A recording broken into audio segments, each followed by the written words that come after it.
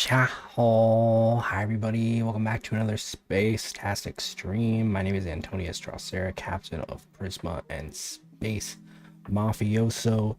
Today is February 18th, 2026. Hope you're doing well. Hope you're jiving, thriving, vibing on this beautiful Wednesday evening. We're back better than ever. Feeling good on a Wednesday, and here to have some fun, here to do the damn thing. Hope everybody's doing well. I am I don't know, nothing really to report today. Nothing super super out of the ordinary. We had an exterminator come today. I guess that's kind of out of the ordinary. Because we've had somewhat of an ant problem.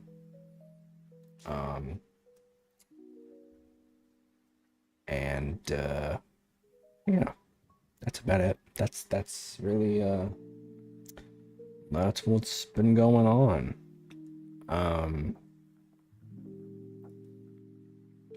I have some reaction stuff because you guys have been enjoying that. So I figured we'd do some more of that. I saw on Twitter. What is the fuck? I gotta remember what the YouTube was. I saw there was like they just released some body cam footage of like this crazy fraternity hazing. Does anyone want to be forthcoming on what's going on? Anyone? Because you gotta see it from my perspective. I gotta say, did I just walk in? Okay. I gotta say,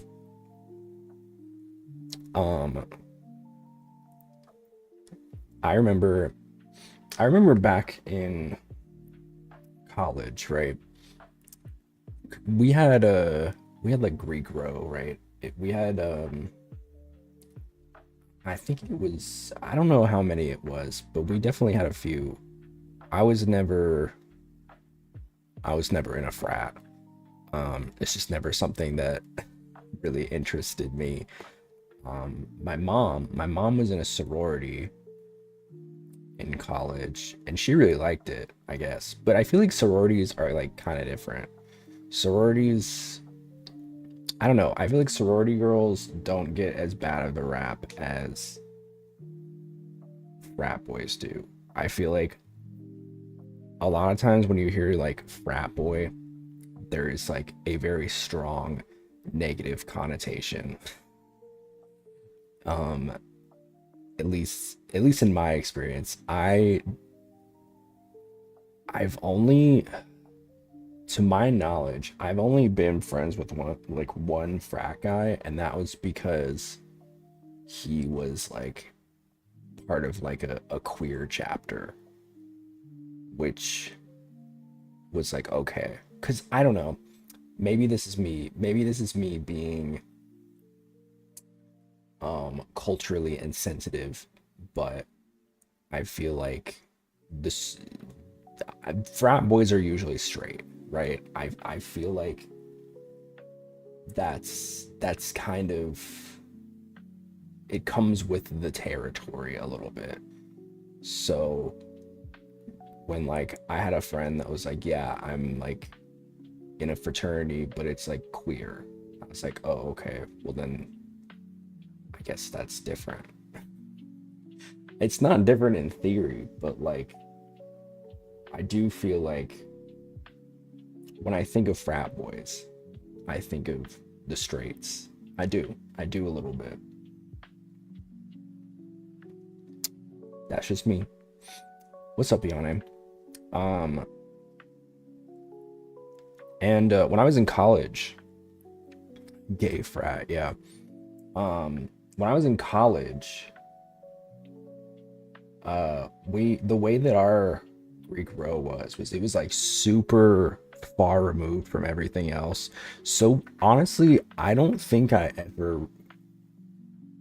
think I only ever went like near that area once in my entire like college run, because like what am I doing there? You know what I mean? Why would I be there? So it was kind of like this liminal space almost. Like I just didn't go, you know? What's up, Luce? Yeah, I just didn't go. I just didn't go. My college has no frats or sororities. Yeah, I know a lot of colleges just don't have them, right? What's up? What's up? Mine had a few. And there was one. Actually, I say sororities don't get as bad of a rap, but I do remember I have told this story on stream before.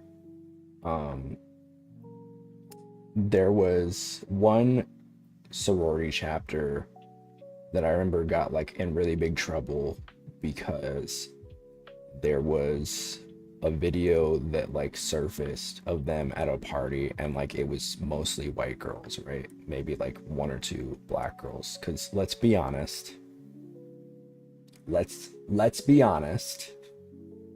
it is a little Caucasian, at least in America. It's a little Caucasian. All right.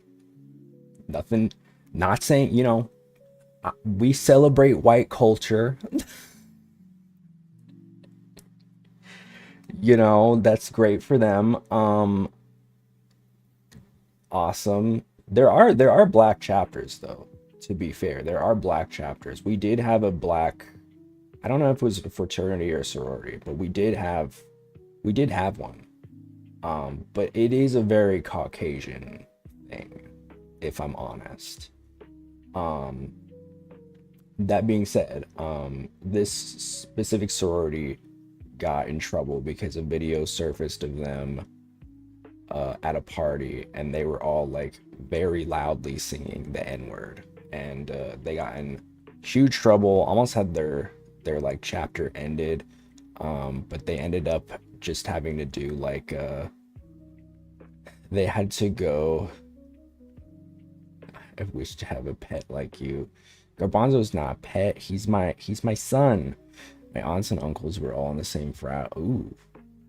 Yeah, my mom was a sorority girl, and she loved it.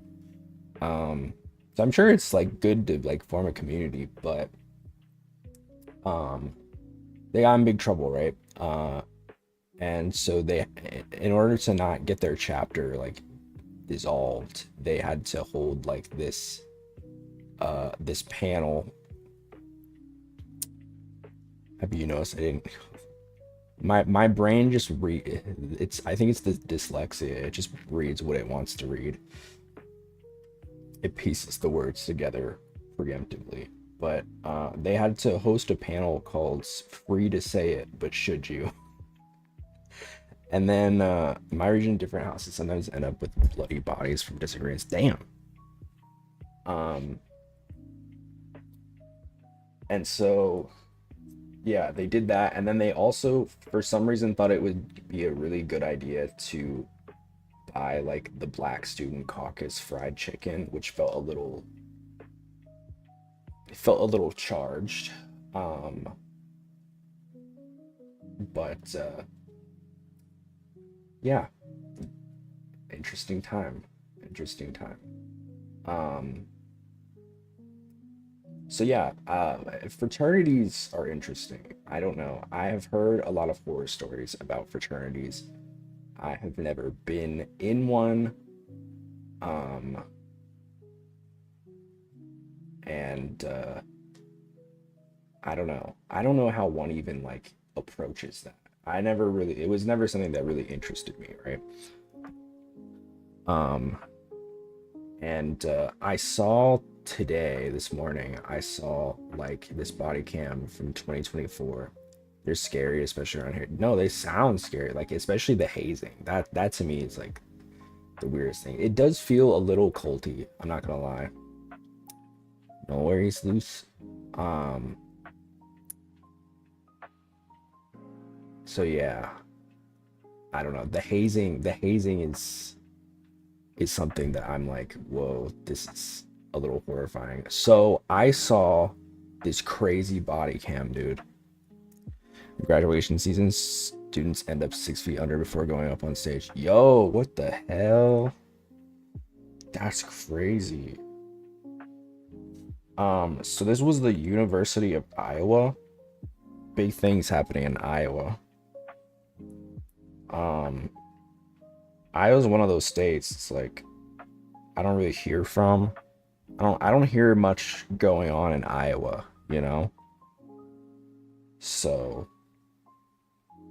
I'm interested. I saw like a clip of this. I specifically was like, okay, you know what? I want to watch this on stream. I did not pre-watch.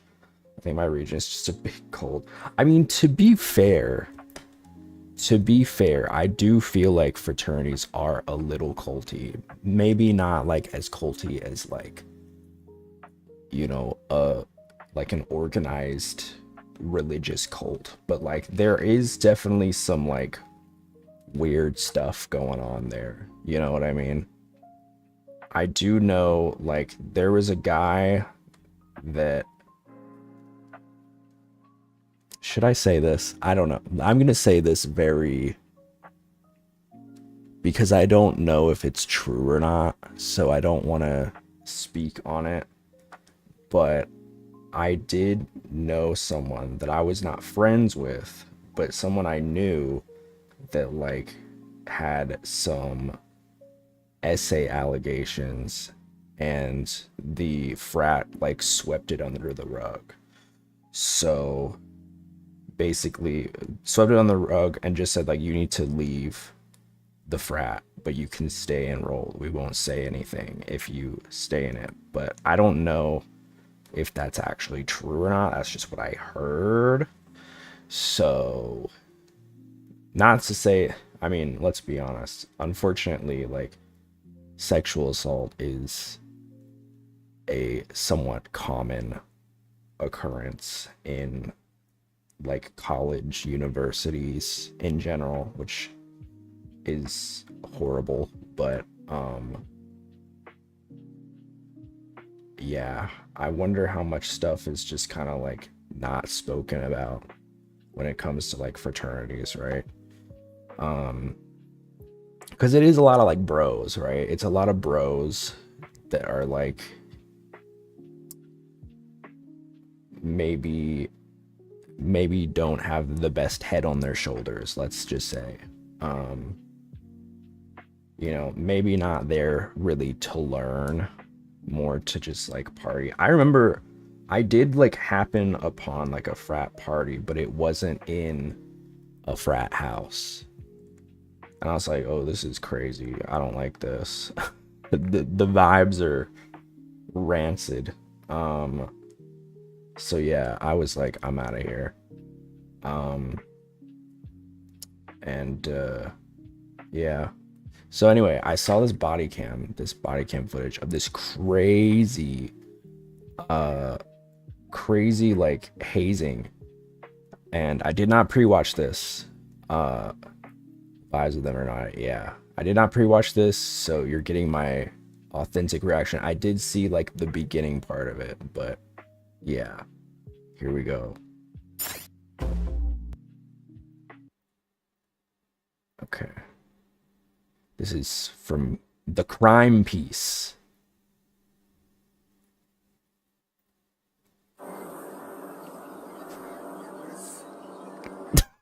Okay, this is what I saw. They're all, I'm assuming these are all like freshmen, right? What's going on in here? They're all shirtless. Also notice how they're all white. I'm just saying. I mean, it is Iowa, so they're all shirtless. Okay, I'm like, is this this feel my theory is there's like some gay shit going on sometimes. Hazing is a weird concept. Yeah. Trying to be sleep paralysis demons. They're all just standing there. They look like I've just never seen like what's with what they're all just standing there. Like all bunched together. And like it looks like there's like some beer cans on the ground or something. I don't know. They're all shirtless. What could they be doing? Maybe they'll say, maybe they'll like explain it. I don't know. Anyone want to be forthcoming on what's going on? Anyone? No one is saying You gotta see it from anything. my perspective. What the did I just walk into? Police and firefighters responded to the Alpha Delta Phi fraternity house after a fire alarm went off. Humiliation rituals. Yeah, I don't know what's going on. I like how they're all just standing there. They're all just standing there like you know when a dog, you know, like a dog, like a dog who knows that they're guilty is just like there with their like tail between their legs. It's like what it looks like to me. Except they're like the victims, I think. Like they're the ones that are being hazed. So it's like I feel like maybe they're just like this is such an interesting like almost like psychology experiment because it's like they're just maybe they don't want to like get their like older, I don't know what you would call, are they brothers? Their older brother is like in trouble. I don't know. Yo, they got the firefighters here. So there must have been like a fire. Also, I like how y'all see like these other guys, like were they the ones that like said something? I don't know. Pretty good, how are you? Good. Also, there's so sorry, I know I keep pausing, but like there's so many of them in this like house. There had to be like 30 of them in that one room.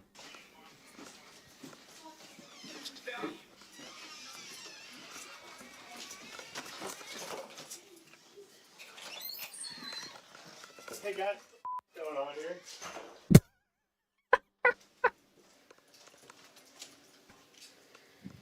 What's going on? While downstairs checking the fire alarm, officers stumble upon a fraternity hazing situation. Sam Hell's. Yeah, I'll definitely need 133 here. This is the alarm here. Sam Hell. All right, who's in charge? Oh. Oh. Oh, I see steroid usage. Oh, that's a steroid chest right there, dude. That's crazy. That's crazy, dude. That is totally... He's got markings nowhere except for his chest. That's crazy, dude. That steroid out the wazoo, dude. Oh my lord, dude. God, he does look out of it. The face tells it all. Looks like we have quite a bit of hazing. So I'm gonna ask again, who's in charge? We can talk upstairs. No, we're gonna talk right here. Who's in charge? A couple of us are. I mean, I don't know. I don't know what to tell you. Okay, well, we need to Oh find my god, frat boys are so stupid, dude. Like, bro, you already got caught. It's crazy. who's in charge, because this is ridiculous. Hey, this stops here, guys. This is a police department. What?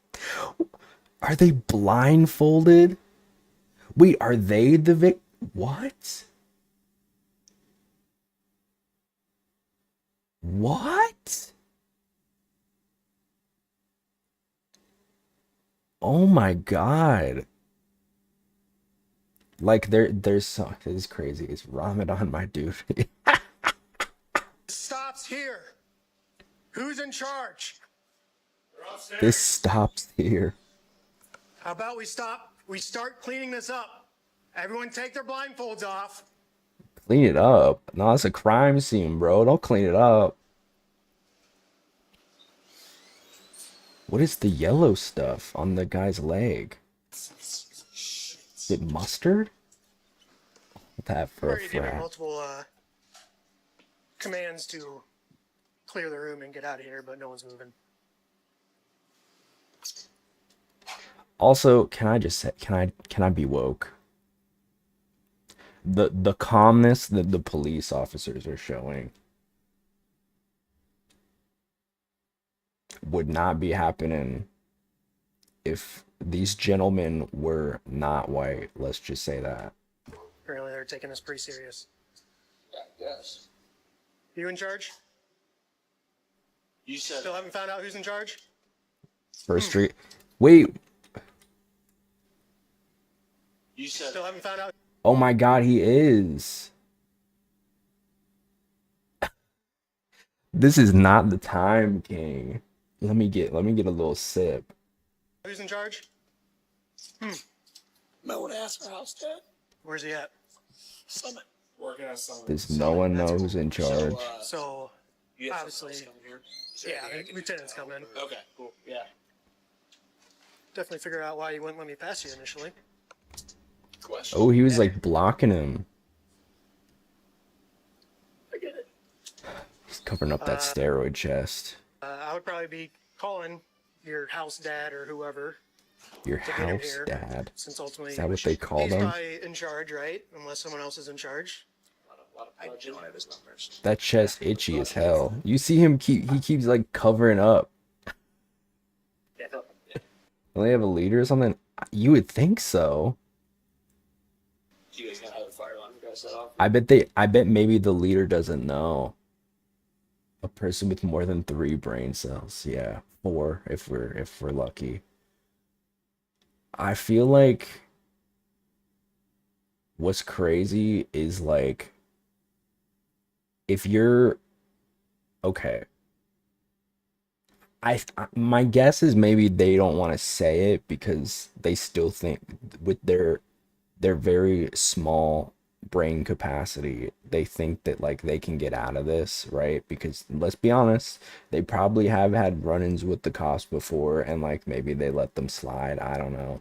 And they probably don't want to like they don't want the like guy who's in charge of the place to know. Maybe he like lives off campus or something. It's manual. The Nike slides are killing me. So it's this one, the hallway here. How I got set off, I'm not sure. I don't think it was down here. This place looks atrocious, by the way. Jesus. Is this what frat houses usually look like? No paint job in sight. It's upstairs. I can tell you it was this one. Who's that? Really? Yeah. I'm just saying, if I'm paying to be in like in a college dormitory, it better look halfway decent. Oh, they were supposed to stay. They did. You guys had to do this too, huh? No. I don't know what this is. I mean, it's not like you guys didn't know there was 15, 20 people down in your basement. Come on. Yeah. My grandma's 50-year-old wooden house looked bare. And maybe they just don't give it any renovations because they know they're gonna fuck it up. Because I mean, these are like college age boys. They're probably gonna do crazy. College age boys who like have not aged out of high school mentality. Let's be honest. That was the biggest thing that always threw me off about frat boys is like as a college aged man, there was a certain way that I carried myself. And then you met like frat boys and they seemed to be like 5 years younger in terms of maturity, right? College age is crazy. I feel like it's weird, right? Because like frat boys are built different. They do not act like grown adult men, but they look like grown adult men, and that's what's weird. Not that dumb. And I'm getting a little frustrated that no one's telling me who's in charge of what's going on right here. You out, but Yeah, I'm they not have in charge. captions.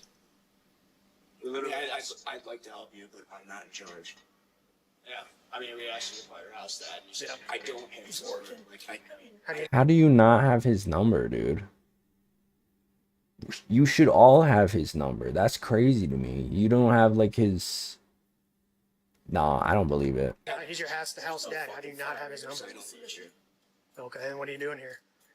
He's a living. He lives upstairs. Oh, so you do live here. No, I don't. Yeah. Well, he's your buddy here saying different. So my name's They can't even get this story straight. Lieutenant Carlson, University of Police Department. Who's in charge of the house? Oh my goodness. Okay, we need him now. He's at Summit. Okay, can we get in contact with him? So here's the deal. From what I'm being told, this is like shutting down chapter type stuff. I need to start talking now. It's 1 o'clock. Yeah, that's fine. I need to talk to people. It's 1 o'clock. Bro. It's 1 o'clock. Okay. So it was fine to like do all this at 1 o'clock. What's not clicking? Yeah, they on something. Summit. Can I call Summit? Yep. I'm not calling Summit. I have no contact with Summit. You hear They're my not being voice. very helpful. No, they're Nobody in here has any way to contact the guy that's in charge of this house. This is all going in the department, so we're only making the situation that way. Yeah, I like looked at this. I looked at this before because honestly, I did not believe this was real. Like it just didn't seem real. But I looked it up and like I mean spoilers, but they did this chapter got shut down and can't be reinstated until 2029, which is wild. Okay, we need They to have find lectures. somebody else. I don't know. He's a house dad. Aren't you all supposed to have contact with him? I never see him. What's his name? Eric.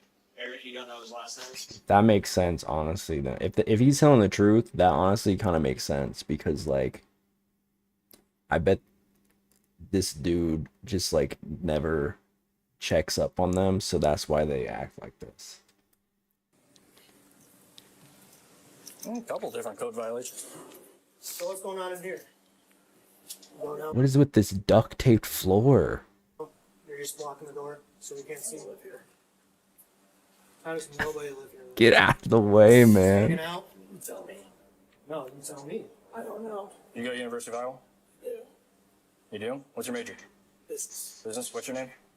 Oh Lord, Eric Cartman, house dad. Why?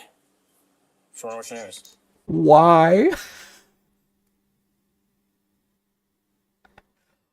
Brother, you are like, oh my God, that fucking door, the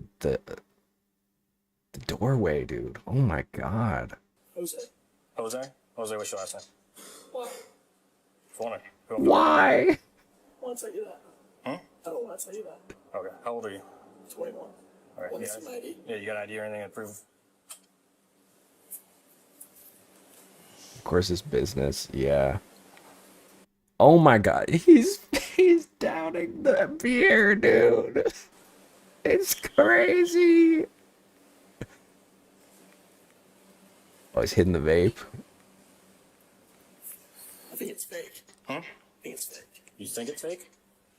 You think it's fake or you know it's fake? There's two different things there.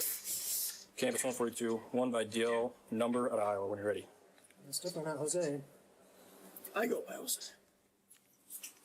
I need to talk to these people here. I need to step over here. I'll step inside. Okay.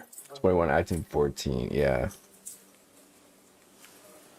They're still just standing in Is there. anyone in here that needs medical attention?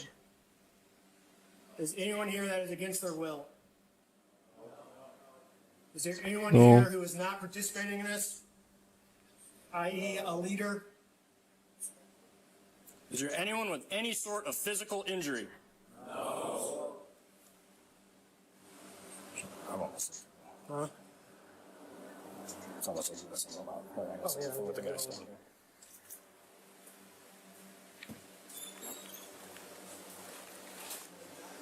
Oh my god, the tie. What's going on? What's all over you guys? It's just water. Just water? What's on that dude's tie? I'm not sure if someone. You? Do you see the guy scoot over? Just water? What's on that dude's tie? I'm not sure if someone. You? Come here. Serena. It was old like this. Nope. You're gonna stand right over there. Every guy in here got the TikTok broccoli hair, by the way. Why? Because I'm telling it to. It's my house. It's your house. You're responsible for everything that I'm happened in this today. fraternity, so. So, okay. Check in right there. Is this a bachelor party? I don't know. There is some gay shit afoot. Get up against the wall. Come over here. You're gonna do the same thing. You're gonna stand with your buddy over here. Whoa. Whoa. You see You're gonna do the that? same thing. You're gonna stand with your buddy over here. He's got a huge, like, red mark right on his chest, dude. Oh my god. What happened? Milliken, take these two, ask them questions about what's going on their arms. So, are you responsible for the house? No? Okay, who's the house dad? I just told you he works at fucking Summit. Go call him. Go there. What fucking was his Summit. name? Eric, I told Okay. you. Why are you asking me? Because it sounds like you're responsible for the No, house. no, Sounds like you have some idea of what's going on. no. You're not very forthcoming with everything. How about you ask the house dad? Who are you, 30 years old? This is not gonna work for you, bro. Who we're trying to get hold of. Okay, go call him. Please. Stay right there. Stay here. I'll let you. You guys got IDs on you? Yes, sir. Let's take a look at them. Step back. I don't know you. His Just voice. back Private us. property. I can stay here. Yeah, but right now we're investigating something that's going on. Investigating what? There's nothing going on. Investigating what? Bro, there's like 30 shirtless boys in the fucking basement, dude.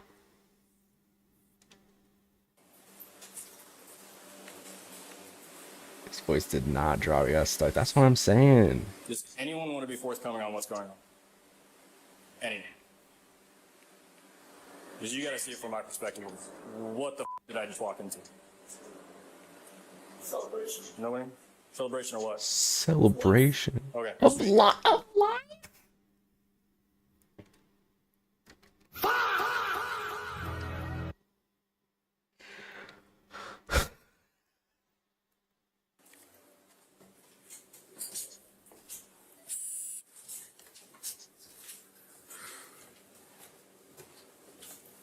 Okay, you two. The reason I pulled you guys aside. We're here for public safety at this point. What's on your arms?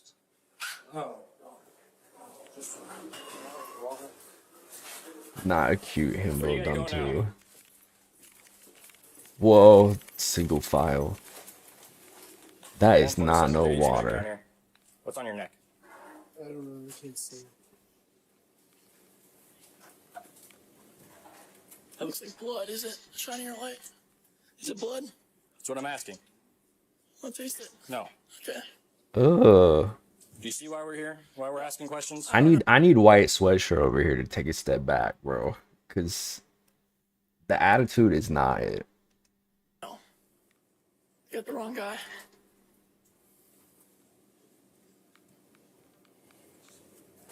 Ain't no way that's water, dude.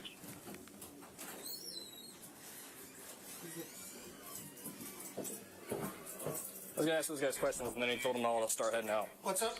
I was gonna ask those two guys questions, but then they all started falling out. They left. No, these. They're doing body shot. shots. Misunderstood. Did you pull these guys out? No, I went to go talk to those guys, and then they started coming out. Why did we come out? So I said that. I said they should come out. You said it? I did. So you're in charge. I know you said you're not in charge. Not in charge. Okay. You president? Yes. Step aside. Oh boy. The officers finally speak to the fraternity president.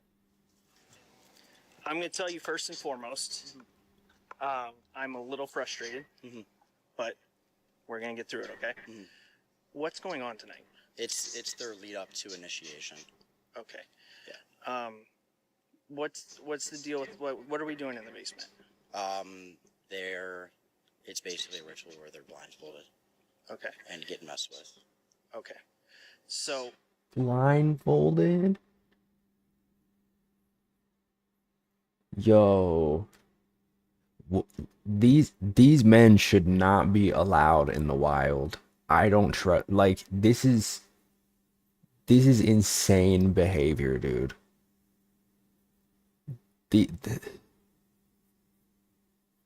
We used to fight wars, dude. the entire time that we've been here, which has now been, I think, 15, 20 minutes, we have been demanding to speak to somebody in charge where nobody knows you, apparently, in the house. Okay. Nobody knows who's in charge. Like, here's the deal. We have a hazing event, right? We're going to do a report because we responded to a fire alarm, which... Why was there a fire alarm? Why did the fire alarm go off? What were they doing to trigger the fire alarm, dude?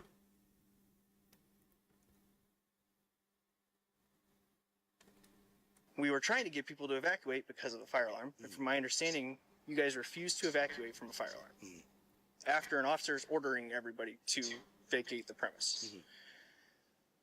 And then on top of that, we find this hazing event. We want to speak to somebody. Nobody knows anything. Nobody knows anyone. Nobody knows what's going on. This is going in a report. The University of Iowa is going to see this. Okay. And with the stuff going around across the country, students dying from hazing. 4 Penn State fraternity brothers sentenced for pledges hazing death.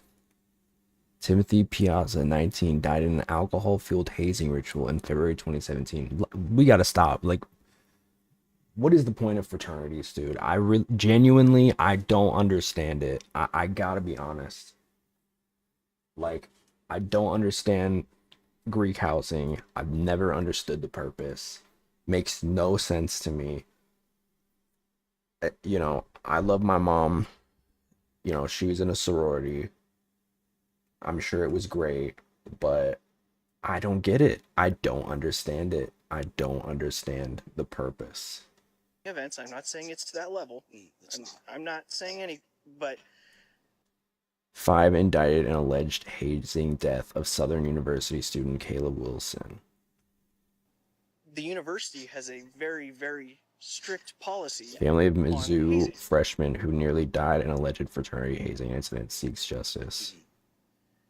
If I can't talk to The people, hazing and death if of the Baruch fraternity pledge Michael Dang was an active cover-up, prosecutor says. people aren't going to cooperate with me, Court That's their clears right. way for They don't felony have to charges speak in to me. fraternity However, death. that means only my observations are going to go into this report.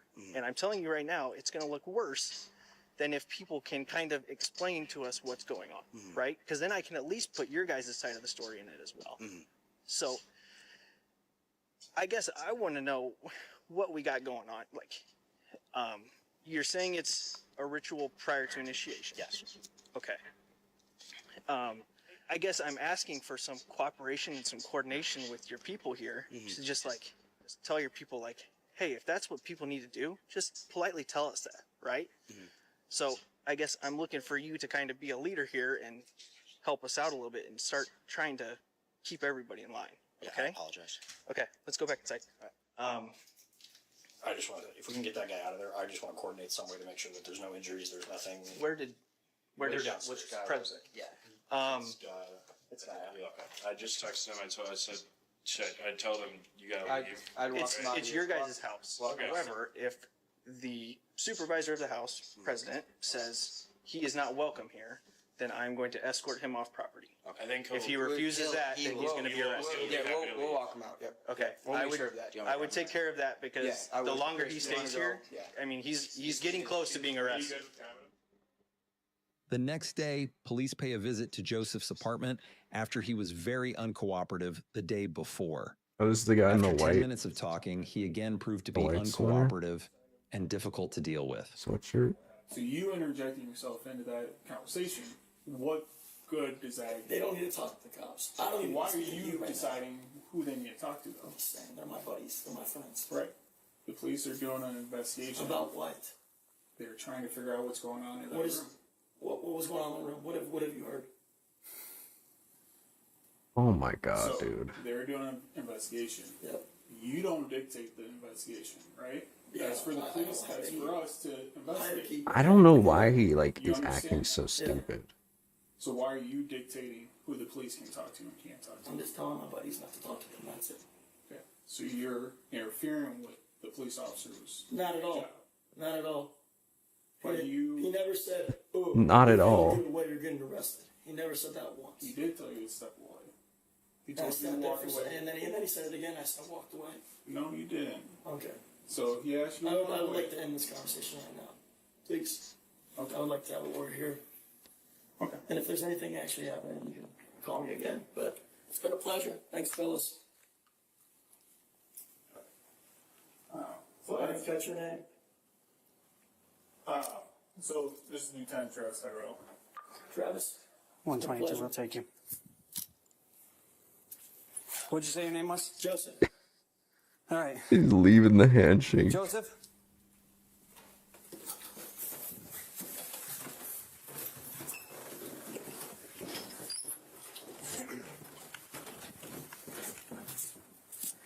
All right, so unfortunately for you, at this point, you're being placed under arrest.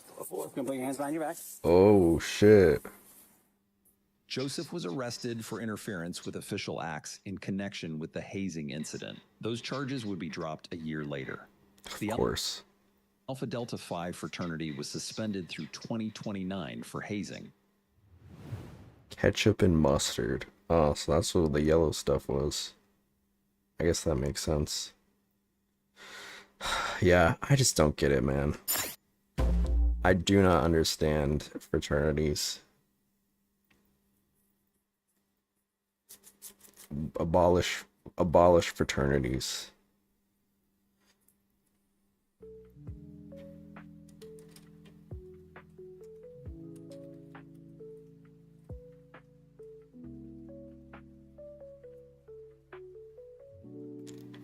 All right.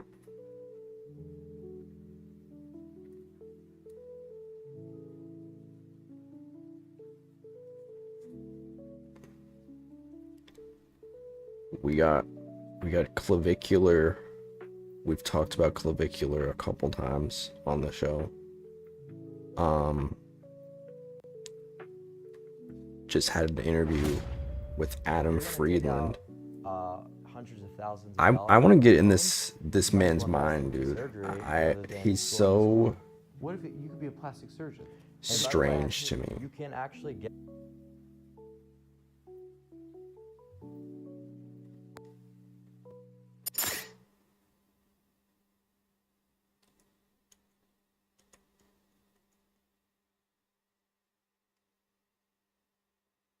Get college loans and use it for going. If you're going to take out hundreds of thousands of dollars worth of loans, you might as well invest it into surgery rather than going to school. What if you could be a plastic surgeon? And by the way, paper. you can actually get college loans and use it for surgery. So this is a method. So I've been telling people, yeah, you can literally do that. So just Why would you do misappropriating that? The funds, it's really not going to get you in that much trouble, and you'll mog, so you'll be able to sort of get Yo, out mom. of it.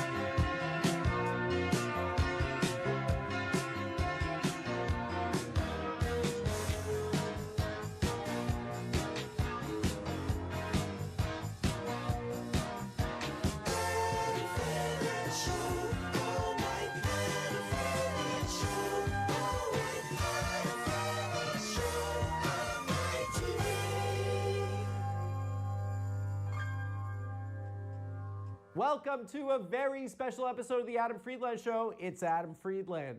We're gonna get right into it. My guest this week is controversial kick streamer and looks maxer Clavicular. That guy. Clavicular has enjoyed quite the meteoric rise over the last 6 months, thanks in part to a series of live stream controversies that have put him on the social radar of anyone and everyone that has a social media feed. I wonder if our parents, you think our parents do? My mom knows. Your mom knows? Because the New York Times. Because your mom's horny, bro. Bro, chill. Okay, now I'm no fan of the things this young man has said about various groups like women, the LGBT community, and especially Jews. What has he?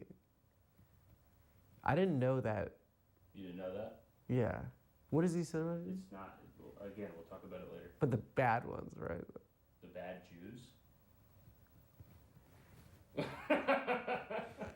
But I think it's important to view clavicular as a symptom of something much deeper, something much darker, perhaps. A cultural virus that has plagued the country, the world, perhaps, for the last decade. And I'm talking about, of course, I don't have to say it, but none other than video game player and pickup artist extraordinaire, Hassan Piker. Our younger generation has grown up idolizing this man who uses a preternatural fashion sense as a tool We get to the point. for sexual persuasion. How many times have you seen young men at the store or perhaps the mall wearing this exact outfit? I want to, like, because it's been, like, really fucking fast, your ascent, right? That's right. Mr. B says you're about to be the #1 guy. I saw a clip. Yes, he said that if he were to invest in any content creator who's up and coming, it would be Why did myself. he say I don't know if that, you by showed the that way? link. I don't understand. Sounds like a I remember racist he sister. specifically was like, A little bit. Dude, that guy kind of tortures poor I want people, to don't you think? sponsor I I don't want know to too much sponsor about that. Clavicular. It's been speculated.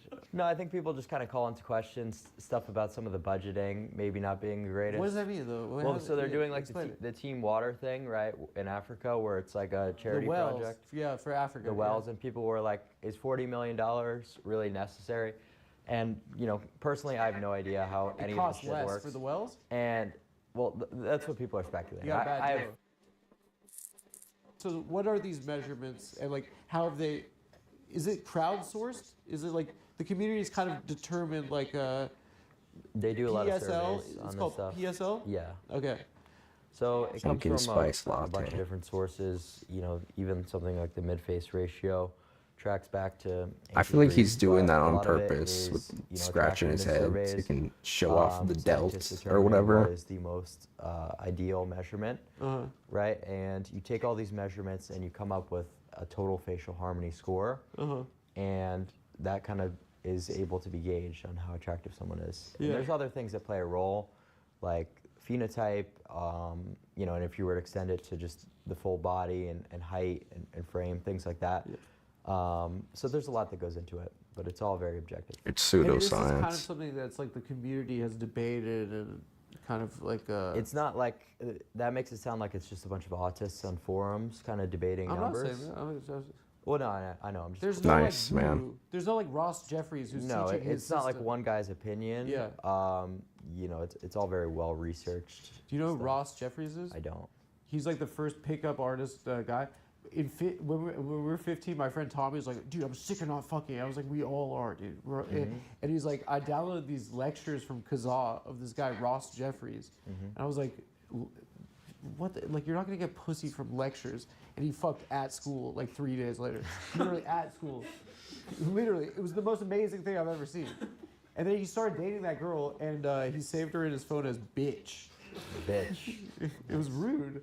Quite rude. So, just explain to me what like the PSL kind of like, in a layman's terms, because I'm like not very smart, but like. Well, PSL was. There's 4 categories?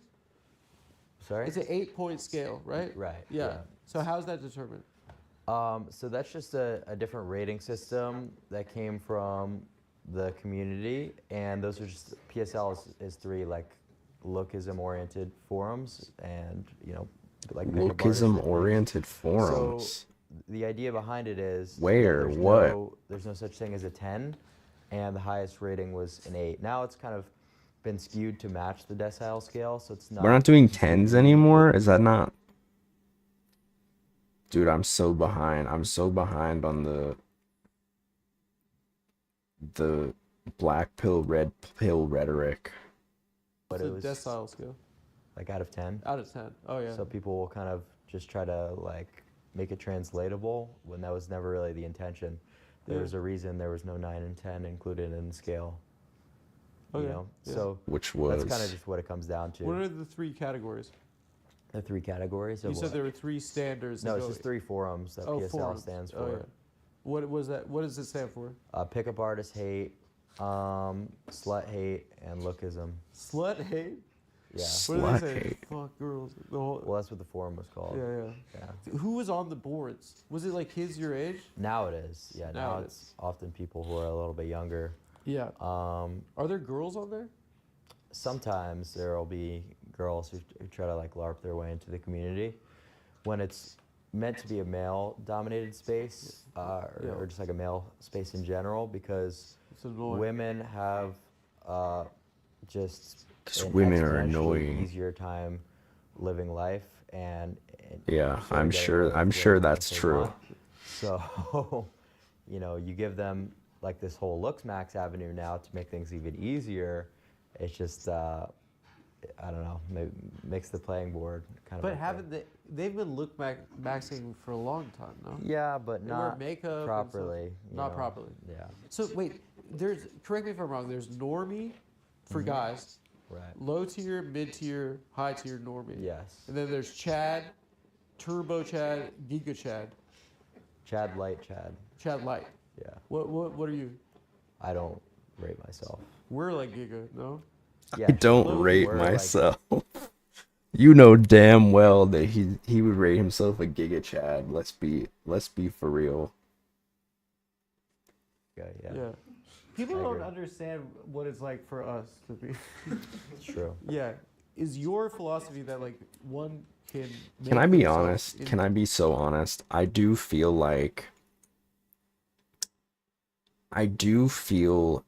in my soul, because like this is a twink, right? This is a twink, and he is like I think I've said this before. I don't think that they're doing this for women. I think they're doing this for each other, because like this is the type of like guy that like I wouldn't say I'm into, right? But like I've definitely dated twinks that look somewhat similar to this guy, right? And like I find it funny because I think he talks this big game about how like it's all been heavily researched, which it's not. At least not professionally, not peer reviewed. But like it's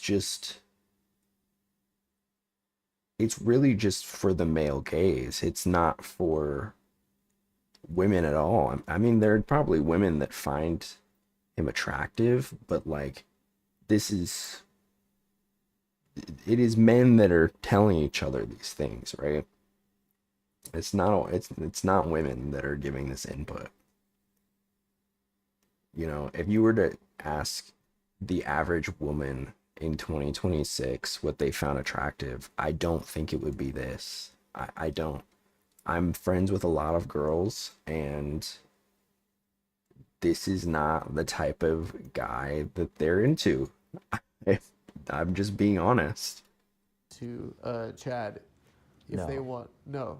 So genetics are going to play a huge role in everything and what's able to be accomplished, but you know, anyone could Of course we got eugenics and improve their looks to a pretty significant degree if they're willing to do sort of whatever it takes and go with that mentality. Yeah. But obviously your base where you start out is going to determine a lot. Uh-huh. You know, You have So base you might look stats. max your entire life, do everything properly, But if you're someone who just does not have the genetic base to allow for you to be a Chad or anything, you might be a little disappointed. Yeah. How do you conceive of yourself prior to like going on this transformation? Like, what do you think of that kid?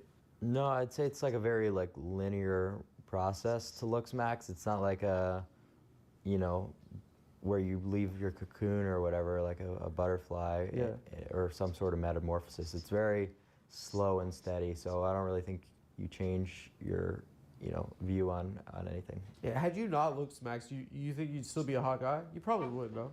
I What's would up, Bun say Bun? that, you know, obviously your genetics are gonna play the biggest role in everything. But you have it, right? I don't think I Baseline. would be as good looking, no. Not as, but like you'd still be a hot guy. I don't know. But not as hot. I'm sorry, dude. It's giving narcissist. Like, it really is giving narcissist. Like, this man, he's so preoccupied by his own visage. Like, it's not for women, dude. It's either it's for himself or it's for other men. I'm just saying. It really is hard to pinpoint exactly how much, you know, some of the different interventions would have played a role, or, you know, where I would have got to. I know you said you wanted to get double job and you're not going to do it now. What's No, double I job? still want to do it, but there's just been a lot of things What that does have it gone do? down. It just advances your upper maxilla and your lower Why? mandible. Did you just get your mouth is like print out? Yeah. Just move the jaw Turkey? forward. You're going to Turkey? Why? Yeah, there's just a lot of... Why, dude? Why? I feel like they're so obsessed with like this prominent chin, right? They gotta look like the Crimson Chin. Y'all remember the Crimson Chin from the Fairly Odd Parents? That's what they're going for, dude. They want to have like the most Natalie Nunnified chin possible, and I don't understand. It's not attractive. Like, I'm sorry, I understand, like, I'm not a woman, right? But I am a gay man, okay? I am a gay man, and I can't speak for the girlies, right? But as someone who is male attracted, like, I look at this man, and I'm like, this is too much, right? It's too, like... He's just like a human Ken doll, essentially. Like that's just what it's giving. That's what it's giving. I don't find it attractive, personally. That's just me. Complicated. Who even is that? It's clavicular. He's all over my feed now. He's like this like I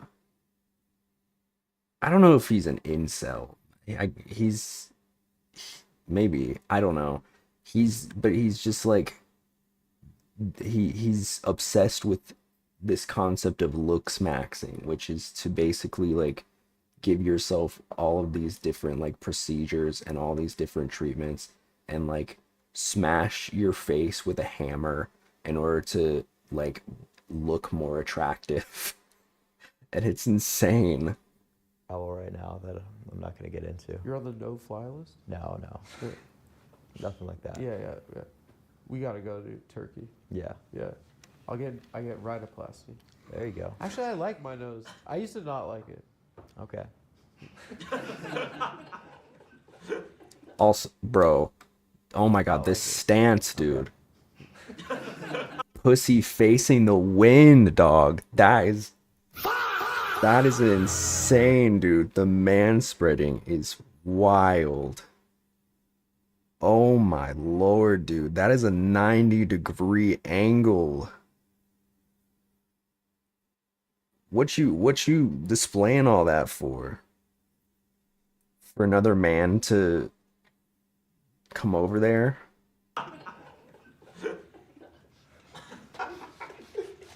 I like it. The other thing was leg breaking. Yeah, that was kind of just like a thought experiment. I think people didn't really understand what I was getting at. Oh, I have heard the that reason one. The guys will like, some guys that are like self-conscious about their height will like break their legs, and then it's like a procedure.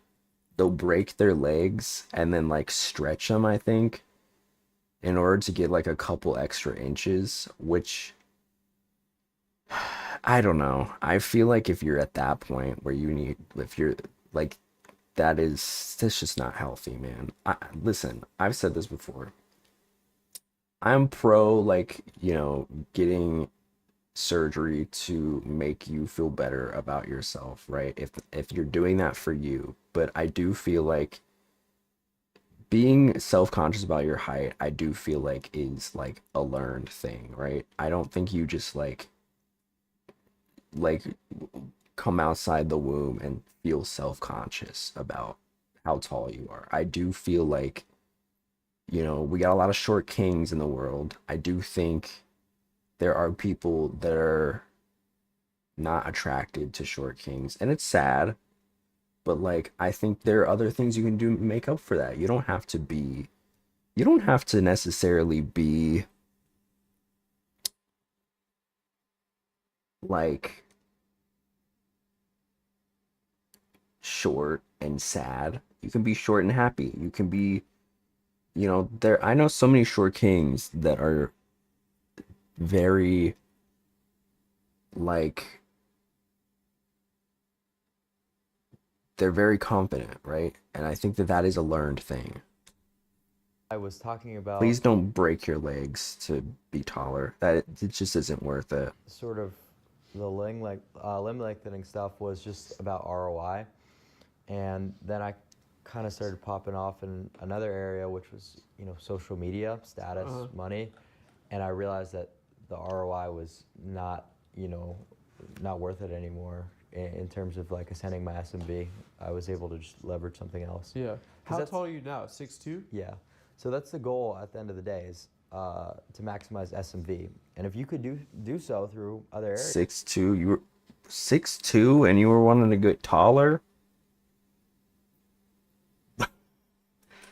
It's just mental illness at this point.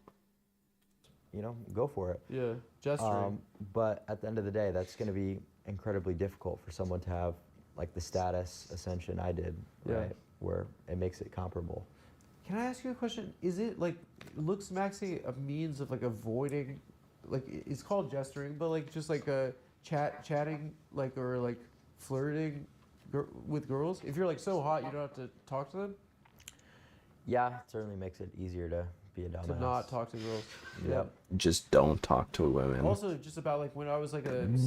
But isn't that the point? Is that you want to talk to women? What? This is so confusing to me. Straight people are so strange. I don't understand this. Just like it just be gay.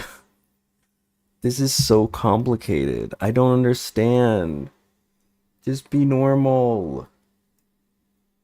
Like just being so afraid if a girl doesn't want to kiss me back, like just like wanting to kiss a chick, and like how nauseating you feel at that age. And like had that been post Me Too, it probably would have been even scarier, right? I've never had to. No, I'm just saying, like, does that make it scarier? Like, does that make dating or gender relating to women scarier for guys your age? No? No. Me Too? I've never had any issues. I'm not saying you got Me Too. No, you're not listening to me. I'm saying that it creates a fear. Kids are having less sex now. That is true. Yeah. There's a lot of statistics about this. Young men are I'm pretty sure 2/3 of young men 18 through 21 haven't had sex in 6 months. So it's it's quite brutal. Yeah. That's crazy. I guess fine. let's go into like your fame, right? Like it's been rapid. Correct. What has it been like to become a famous person very quickly? Well, don't want to use the term famous, just kind of well. What percentage do you think when you view society are normie versus like Chad, or like Becky versus Stacy? Well, what percent of people are Chad? Like when you know, view point, the world, yeah. 0.1 maybe. Something like that. 0.1, yeah. 0.1%. Do you feel like you occupy that percentage? No, I don't really like to try to categorize my looks. I just want to look better. That's the message. You aspire to look to do look more better. looks maxing? Yeah, like I don't really think the whole rating thing. For some reason, people are goddamn obsessed with figuring out the rating. Ask me for a rating, but dude, just look better. That's all you need to worry about. Yeah. When you look in the mirror, do you see the imperfections that you want to correct? Yeah, but it's not like one of those body dysmorphia type of reactions where I'm just like can't even leave the house because I like my mid-face ratio is off by like 1 millimeter. Mid-face ratio. There are people like that. You look good, dude. You're fine. Well, there are people like that. I know. Look at these girls. They're sliding out of their chairs right now. So I know what's suboptimal about my face, but I don't really let it occupy. What is suboptimal about your face?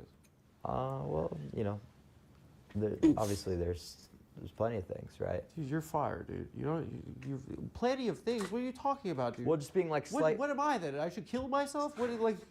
You look suboptimal. You look incredible. Well, almost no one has. You look like Superman or something. Well, almost no one has a completely perfect face according to science, right? So you could find things. It's that not science. Flaws on anyone, but some of them will be minor, and some people will be extremely deformed. So it's just like it's the whole thing's a spectrum. But I don't really think about it too much on a right. So I guess like what do you do day to day? Like what's your like kind of routine? A lot of it is pharmacology, right? So like using pharmaceuticals. Yeah. So what that would kind of look like is I don't like the endocrine system, which is like your natural testosterone production, because just in a modern society, there are so many things that are meant to disrupt this process. So my entire mentality is just don't try to fight it with doing these stupid carnivore diets and wearing like this cotton clothes. It's like just get off the entire thing and use exogenous hormones. Okay. So that's the first thing that I do is testosterone. What is that, like a syringe or? Yeah. So that's one. The next thing is going to be a GLP-1 agonist. What is that? I use. I'm already lost, dude. Let's move on.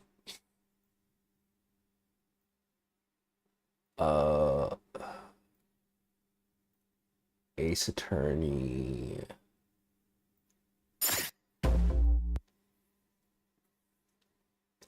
Ace Attorney.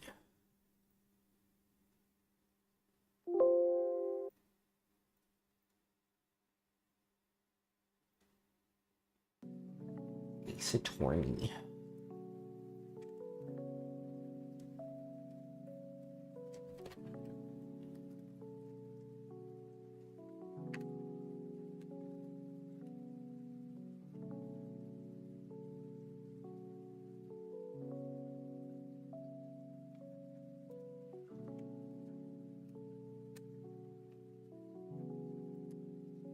Whoa.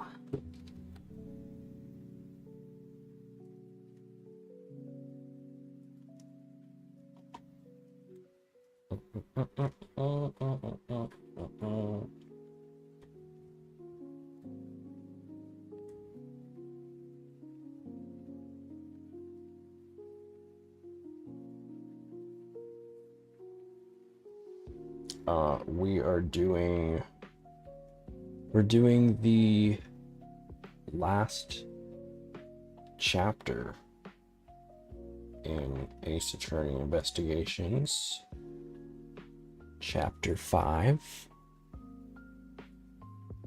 Most likely not finishing it today.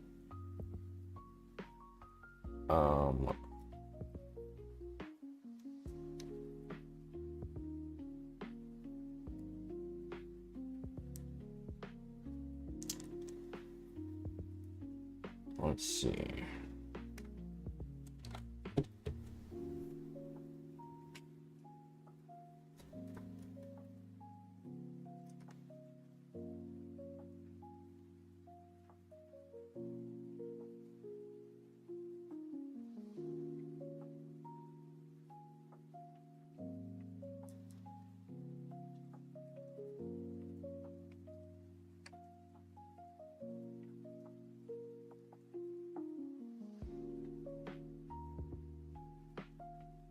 Alright, we're starting a new chapter.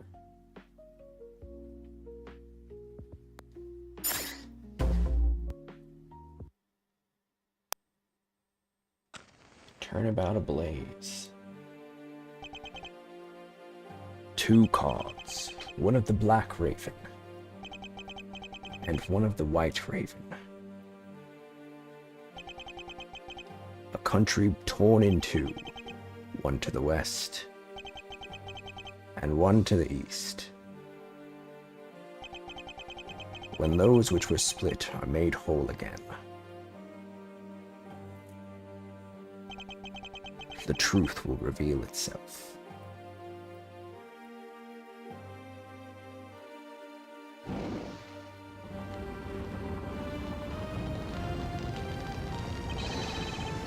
It's the Yatagarasu! The Yatagarasu's here!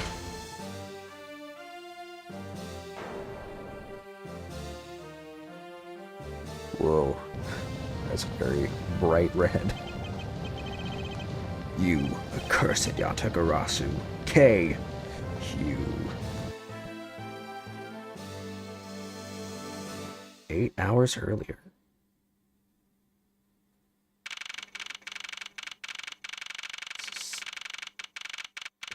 His gay little sit. It's so nice, almost dreamlike, to finally have the chance to relax and sip some tea. Especially after what a whirlwind the past few days have been. My return flight, I was dragged into a case involving an Interpol agent's murder. The next day, I investigated a kidnapping and a murder at the Gatewatered Land theme park. And later that night, a detective's dead body welcomed me back to the office. Along with a thief who was out to pilfer files related to a case from 10 years ago. How did I manage to find myself in the middle of so many cases back to back? Well, at least I have today. All I ask is that I be allowed to spend it quietly. Mr. Edgeworth! This is big. Big, I tell you. Hey, what's wrong with you? Where's your enthusiasm? And just suddenly, the phrase, the fragility of dreams, comes to mind. What are you talking about, fragile dreams? Come on, let's go. The fake Yatagarasu isn't going to just find herself, you know. Well, if you must know, it's possible that I was paid a visit last night by your fake. Say what? Oh. Oh. Unfortunately for us, the thief managed to escape. But even now, we're still looking for this criminal. However, I must warn you that we've only had a few hours to search so far, so I must insist that you be patient on this one, Kay. What's with you today? Are you sure you aren't sleep-talking to me right now? Anyway, I've got something much more important that I want you to see. Oh, and that is... Take a look at this. On March 14th, High Day, I will be there to steal your dirtiest secret. That's quite a bold declaration to send to an embassy. I suppose it was inevitable that a newspaper would catch wind of this. The date the card mentions is today. Today, huh? Come on, we've got to hurry. The embassy awaits. I suppose it is quite an urgent matter. However, do you know which country's embassy we should be investigating? Well, it's some really special country, and I'm actually really fuzzy on the details. But never mind that. Where's all your energy? Why are you so lackadaisical today? I'm not, Kay. You're just too wound up. Well, then you should get too wound up too. 'Cause this just might be our chance to catch that woman. You mean Miss Yu? Alright, so she got... Right. I guess they're gonna say it. The woman who killed Kay's father burned Faraday 7 days ago. 7 years ago, my bad.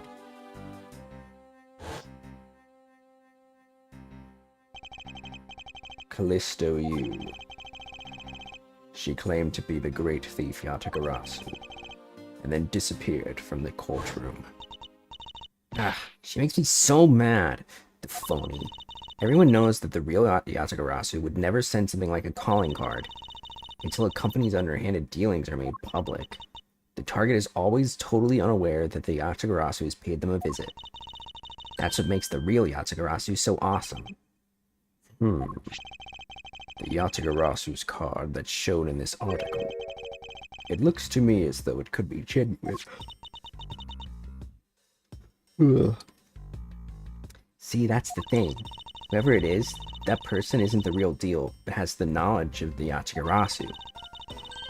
If this isn't a clue that the woman's involved, then nothing is. Come on, Mr. Edgeworth. Out the door you go. Wait, there are a few preparations I must make before we go. There's something interesting about this card we found last night here in my office. It's of a different color than the one in the article, which makes me wonder why. What's up? Any reason why you're boring a hole through the newspaper with your eyes? No, no reason at all. Very well, seeing as how Miss Yu is also someone of a special nature to me, I agree there is some merit to be found in investigating this. I knew you'd come around.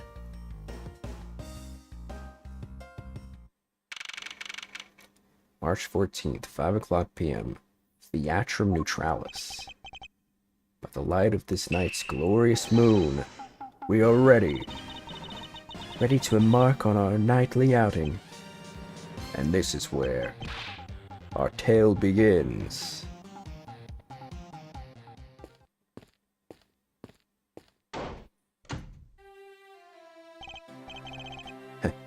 What a coincidence.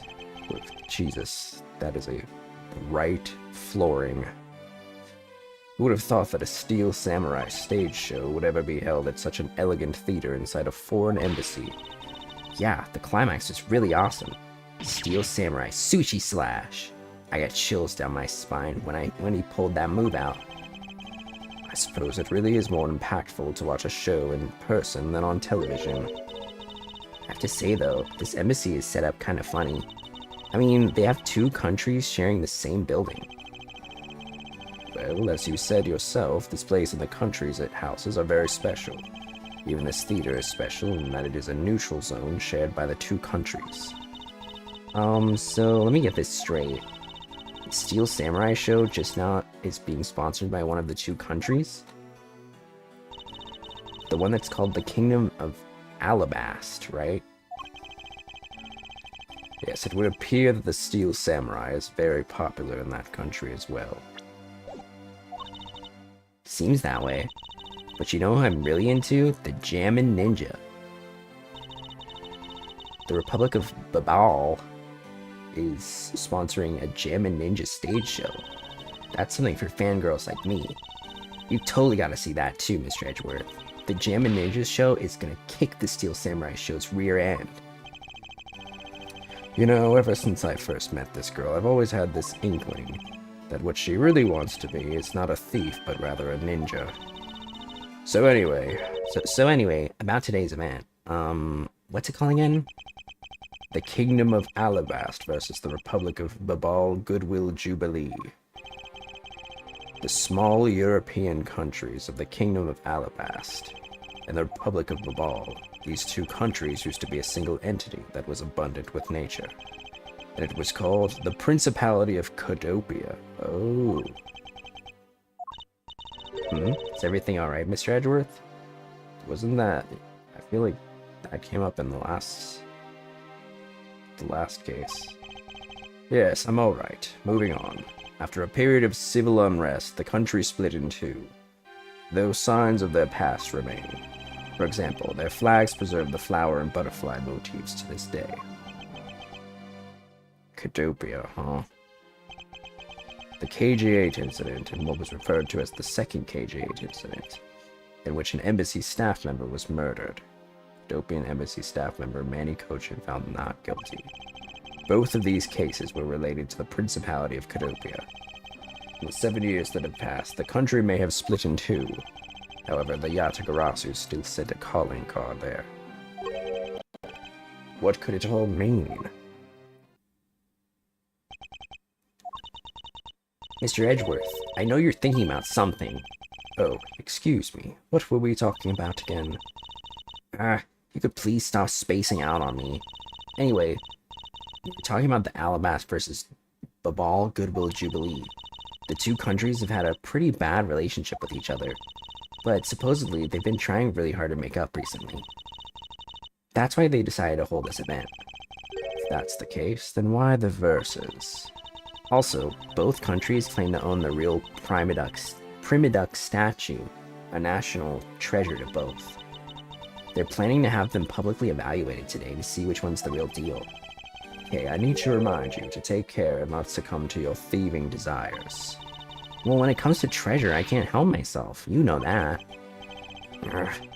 She had better be saying that in jest. Hey, I can read your body language, you know. You've got it all wrong. Look, I'm here to do some investigating. Investigating, I tell you. I know. And although we don't know if the Yatagarasu will really make an appearance, I suppose we should still spend some time examining this place. Ooh, give me a sec.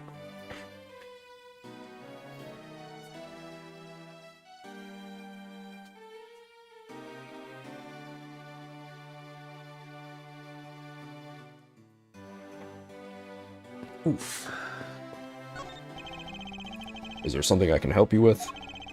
I was wondering what is beyond these doors. It's the Alabastian Embassy. Now, unless you have some business with the embassy, I suppose I can't really claim to have any business with the embassy right now. Okay, so basically there's two countries, right? And they're sharing one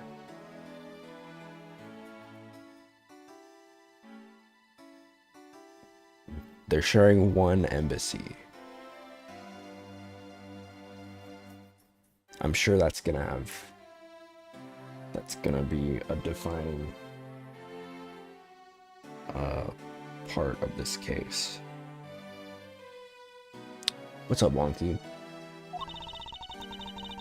Well, you don't have to be so rude about it, Mr. Guard. The national flag of the Kingdom of Alabast is on display here. The crest on it features a flower.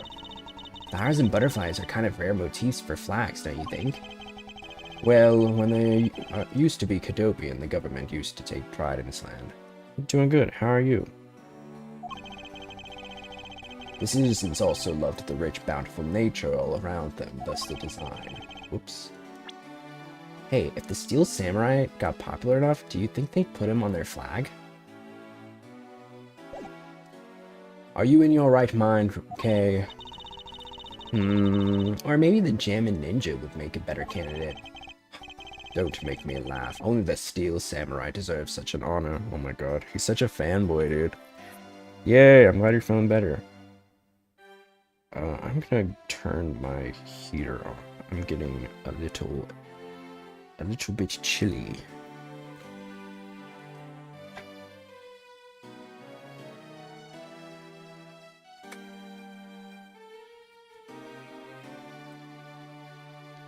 Okay.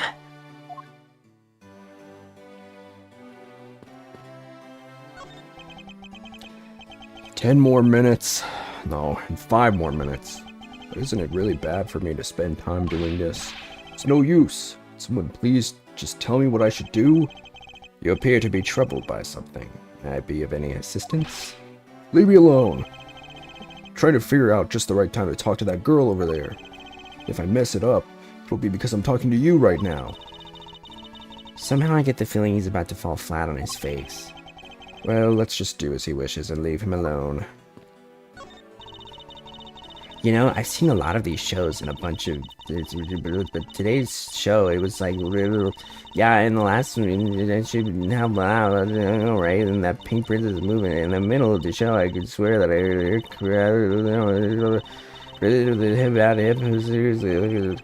I suppose there is no graceful way to enter this conversation. There are pamphlets about the two embassies here on this table. It still looks weird to me. The country split into two a few years back. Yappathon, for real. And they've shared the building and its grounds 50-50 ever since. Oh, I guess it's because they don't have the money to build two separate ones, right? I should think that's not the reason why, okay. I suppose I'll just help myself to one of these. Wait, okay, that's already kind of weird to me, right? Because on the left side,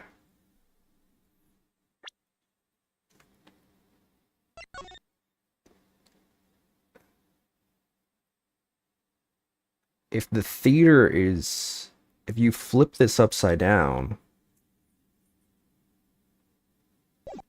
because they're standing next to the theater, right? Those double doors are where the theater is. That's the hold on, let me get out my pointer. Bam. That's the theater. So if you were to flip this upside down, in fact, I think I could just do that. Phew.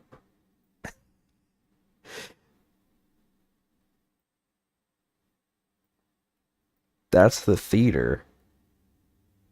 And then the door in the hallway, right? So I think it's up. Is it reversed? It seems like it's reversed because the left side of the hallway, we just saw the Alabastian flag. So wouldn't that be... Is this flipped? What's going on? Or am I crazy? Seems like it's flipped. I feel like this is gonna come into play at some point, and I'm making a mental note because I know they're gonna pull something. They're gonna pull something with like this double-sided nonsense. I just know it. The Kingdom of Alabast still produces the very luxurious Cadopian paper, which is renowned for its extremely high quality. The Republic of the Ball is the sole producer of Babyliss ink, which is made from white crystal. It is also known to generously offer coupons. I'm so confuzzled. It's also known to generously offer coupons. Okay. Maybe I'm wrong. I don't know. Maybe I'm being silly and I'm over complicating it. I'm just trying to understand everything from the get-go because I know it's gonna get more complicated. This is the last case after all. What is all the hubbub? Yeah. Hey, look, it's the Steel Samurai. He's got his son, the Iron Infant, with him. Is that who I think it is?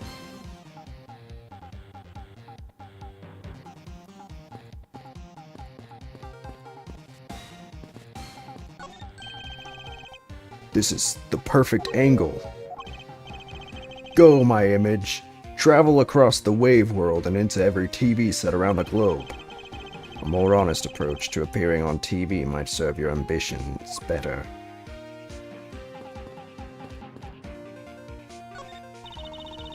And we're here reporting live from the Theatrum Neutralis. As you can see, tonight's audience is full of enthusiasm. Let's see what this member of the audience has to say. Okay, that was good. Let's do one more run through. Excuse me, but when are you ready to film for real? When you are ready to film for real, would you mind giving me a call? I sense that she didn't hear a single word I just said.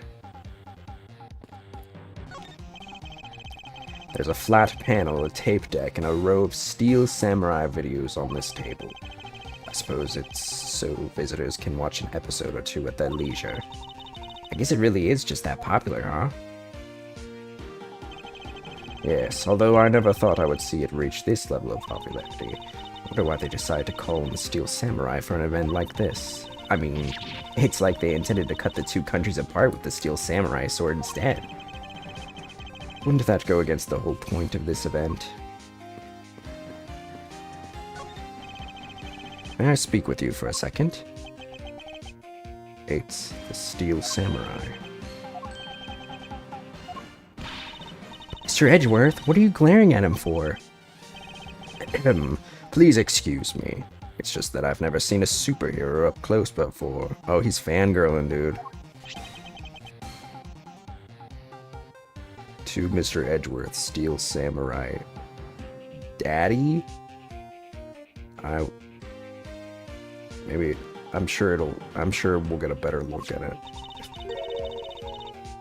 It looks like he's written something down for you. To Edgeworth, from Steel Samurai Daddy. Married man of Neo Old Tokyo. Oh, he's like... Bro, he's like... Please don't flirt with me, dude. I'm a married man. He's got the gaydar, dude. Wow, an autograph. Pretty cool that you got one, huh, Mr. Edgeworth?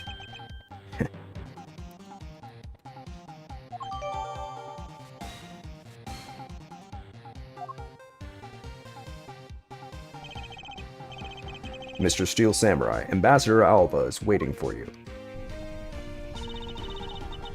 And now the Steel Samurai will proceed to enter the Kingdom of Alabast to shake the hand of the guy. The Steel Samurai isn't only here. Will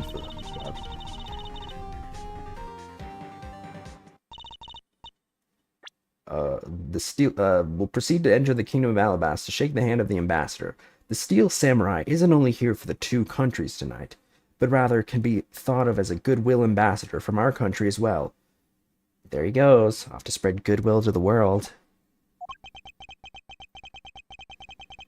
It really does seem like a goodwill ambassador, doesn't he? Okay, we're shooting the next segment now. Cue camera. In just a few seconds, the Jammin' Ninja stage show is set to begin. After the show, the Jammin' Ninja will enter the Republic of Babal. He is set to meet with the ambassador of Babal at that time. Ah! The Jammin' Ninja show is about to start. We've got to get back to our seats. Regrettably, I don't have much of an interest in ninjas. Well, this show will change your mind. Come on, we have to hurry. If you miss even a second of the Jammin' Ninja's awesome playing, I'll never forgive you. I suppose you're not about to give me much of a choice here, are you, Kay?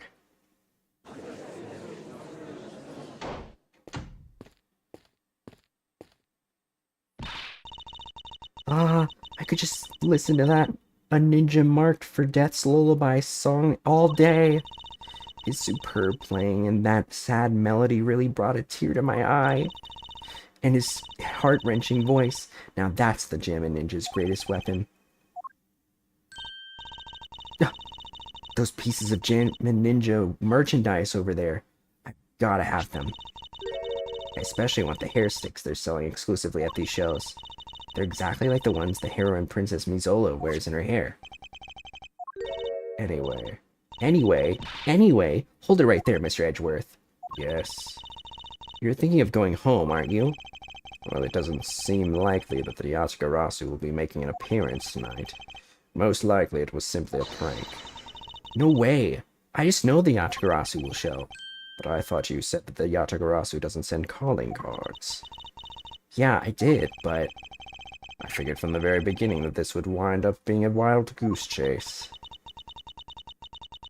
But that card she sent was a genuine fake calling card. A genuine fake? Well, how can I word this? The Yatagarasu's mark that's on the calling card is exactly the same as my mark. Get it now? We've got a problem.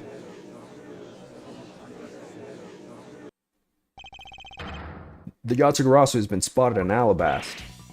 What? You hear that, Mr. Edgeworth? Ha! So you finally decided to show yourself, you phony. Hey, what gives? I'm sorry, but I will need to search you before you may enter. What the? Hey! The Steel Samurai just waltzed straight on through without one. Now, if you don't hurry up and let me through, my phony is going to escape. Okay, a country's embassy is considered to be part of the country itself. You don't go through the proper procedures to enter the country. Mr. Edgeworth! I'm going to enter the ball and climb over the wall into Alabast. Hold it! You would tell a prosecutor straight out that you intend to illegally enter another... Okay, are you listening to me? Okay, Faraday, and I'm coming through. Yes, and welcome. Someone stop her. Anyone.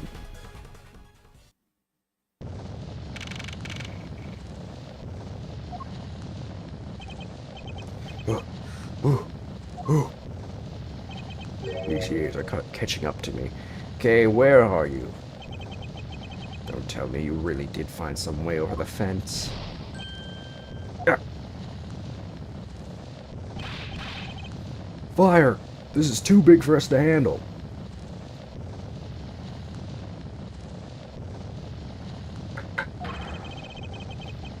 Looks like the Yatagarasu came to Babal too. You cursed Yatagarasu. Hey, you better be alright wherever you are. I see. So now we're up to date. Whoa. I told you it wasn't me. Hold it. Okay, are you alright? Do I look alright to you? Can you do something about this woman? Mr. Edgeworth. Detective Gumshoe, what is the meaning of this? Well, sir, it's, this. Oh, shit. Oh, it's Manny Cochin. He's dead, dude. I think. He looks pretty dead. It wasn't me. He was already dead when I ran in here, hot on the heels of the fake Yatagarasu. Look, I only came in here because I saw a suspicious person at the open-air stage. Suspicious person? A long black coat and a hood over their head. I dare you to tell me that's not suspicious. When I saw that person, I immediately thought that they might be the fake they must be the fake Yatagarasu. So I chased after them into the embassy, then into here, and then lost sight of them. But I just know that person is the one who did it. What are you so worked up about, over? I'm trying to remember what voice I hear. What are you so worked up over? There is no reason for you to be this loud. Correct me if I'm wrong, but aren't you Agent Lang's secretary, Sheena? I believe your name is, correct? And if you are making an arrest, I assume you have evidence that it was Kay who committed the crime. Is that also correct? You refuse to answer? I don't need to answer. Huh? You are merely a prosecutor in this country, meaning you have no investigative authority. Hey pal, just what the heck does what you just said mean? If it happened here, it's under Mr. Edgeworth's jurisdiction. The end. And seeing as how this building is sitting on our soil, we can investigate wherever we'd like. Unfortunately, Detective, embassies are a different matter. Huh? This office is considered to be part of the Republic of Babal, which means that anything that happened in here defaults to the control of the Babalese government and Babalese law, giving them exclusive extraterrestrial rights. Extraterrestrial rights? Sir, do you really believe that the truth is out there? Basically, our country's laws do not apply inside the embassy of another country. That's what was agreed to by our respective governments. Our authority to investigate was effectively nullified the second we entered this place, which means we can do little here in this situation. No way, sir. Please leave this matter in Interpol's hands and go home. Mr. Edgeworth. Hey, you're not... Mr. Edgeworth. In that case, allow me to join your investigation. Oh. Miss Von Karma. Eek.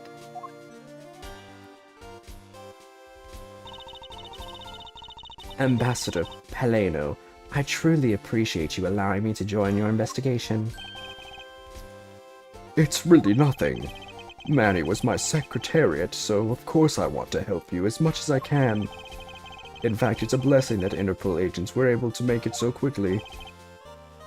Francisca.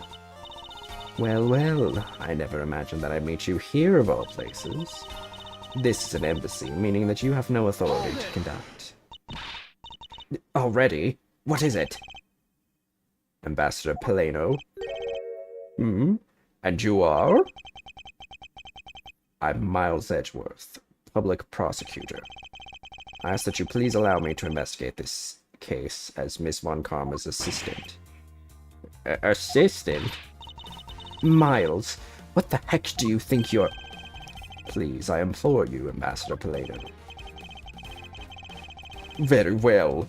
I'll be counting on the two of you, Miss Von Karma and Mr. Edgeworth. I'm trying to figure out what voice I want to give him.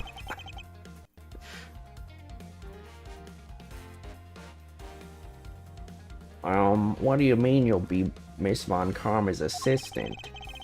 I don't exactly have a choice, do I, Detective? If I don't become Francisca's assistant, I can't participate in this investigation. There you go again, running at the mouth with that aloof expression on your face. Francisca, please. I don't know what you're planning quite yet, but at least I do know one thing, that you are now my subordinate.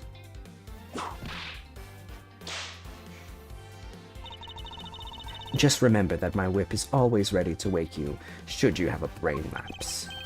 Of course, I'll keep that in mind. If you are done playing games... Right, let's begin the investigation.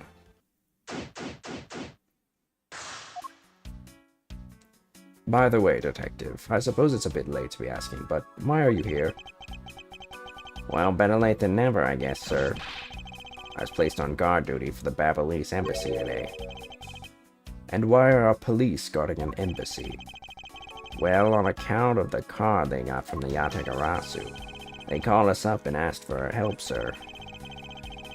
Oh, and because we've been searching for the Yatagarasu these past 7 years, it was a more or less mutually beneficial arrangement, if you ask me. Except for how mutually unbeneficial this has all turned out to be, I suppose. Looks like you failed to competently perform your guard duty yet again. Yeah. Look forward to your next salary negotiation, although it's out of my hands. But sir, if it gets cut anymore, I won't be able to buy even instant noodles anymore.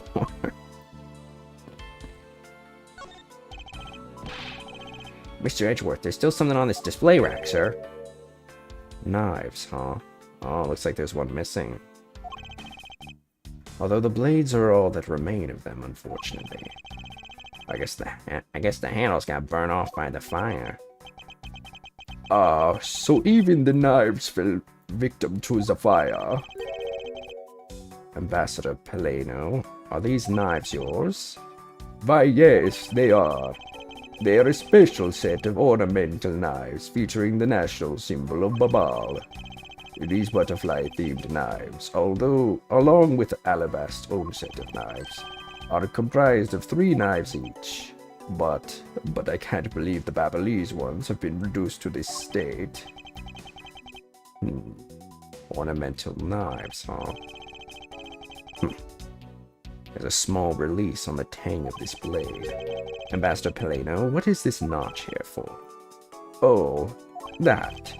It's a feature of these knives wherein you can freely exchange the handles on them. That's definitely... That's suspicious. So that we can change how they look to fit the situation, of course. I see. So these knives were constructed so that the handles could be easily removed.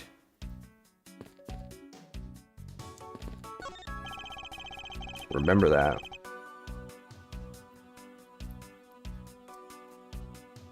These shelves are lined with American souvenirs and memorabilia. really strange, isn't it? I mean, I thought this was the Babalese embassy. So, why are there so many American souvenirs, sir? Perhaps the Babalese are studying American culture and tourism industry. They have plans to make the Babalese tourism industry truly flourish, and they would need to observe and study other countries' methods, I suppose. Speaking of tourism, I got these from the blonde guy earlier, sir. He said that if I bring these with me to Babal, I can trade them in for a few buffets. Oh, and how do you expect to travel to Babal? Well, the whole world is connected by the ocean, sir. And for an all-you-can-eat buffet, I swim all the way to Babal if I have to. Can a few simple coupons really motivate people to do such fantastic things? I don't know. I feel like Gumshoe could do it. It looks like this was once a magnificent grandfather clock, but it has fallen victim to the fire. Hey, Mr. Edgeworth. Is it okay for me to talk about the clocks in my house, sir? They're unrelated to the case. I hope that you will refrain from sharing, but... Well, there's this one clock that I made by myself, but the timer on it is... That's quite enough, detective.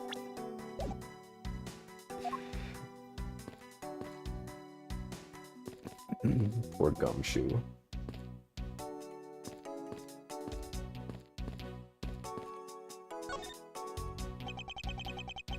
I can't believe that Manny fell among thieves tonight. Without him, I have no idea what my schedule for tonight is.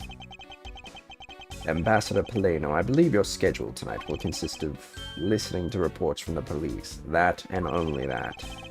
I asked you to cooperate, not only for your own sake, but for Mr. Cochin's as well. You're a rather strong man, aren't you? How fascinating. Here, I know it isn't much, but I'd like you to have these. I'm sorry, but it would be against my principles to accept a bribe. Oh, no. These are simply coupons we distribute to promote Babal. Remember, we offer a large number of discounts and offers when you visit lovely Babal. Now I remember, the Republic of Babal is known for its feverish tourism industry. I was wondering if you might tell me a bit about the deceased Manny Cochin. He was my secretary in the embassy secretariat, charged with running the whole place. He was an admirable man. His death is a great loss to our country. He was in charge of everything. Accounting, printing, taking care of our national treasures. I'm sorry, but did you say printing? Our country's primary source of revenue is our tourism industry.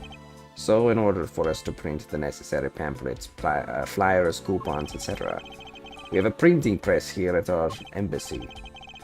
I see. Please excuse my forwardness, however, I feel I should mention that I have the distinct impression that I've met him before. Oh, yes. Since you are of the legal profession, I suppose you just might have. After all, Manny was involved in the KG-8 incident. The KG-8 incident? The defendant who was found innocent in that case was Manny. Right.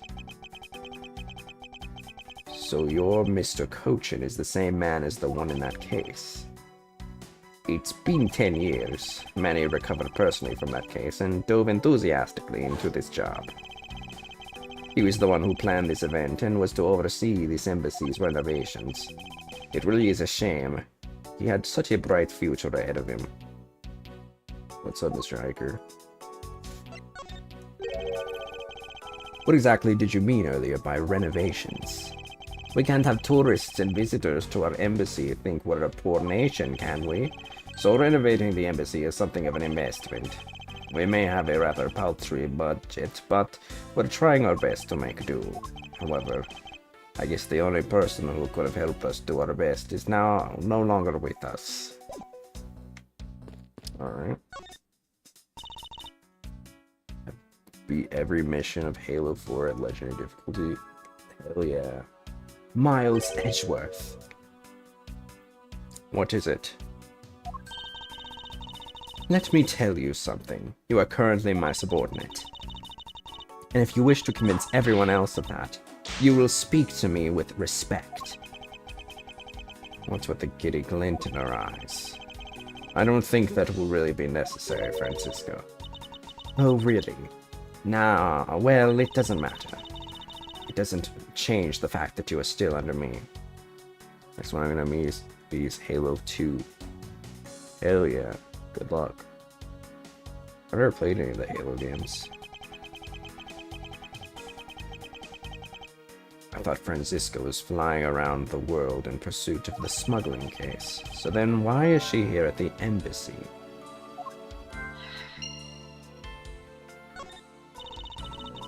I was investigating at the Albastian embassy when I got wind of this mess. Ah, that's right. The Yatagarasu was due to appear at the embassy as well. Yes, but the difference is that we didn't have a fire over there. Although there was an incident at the Alabastian embassy as well.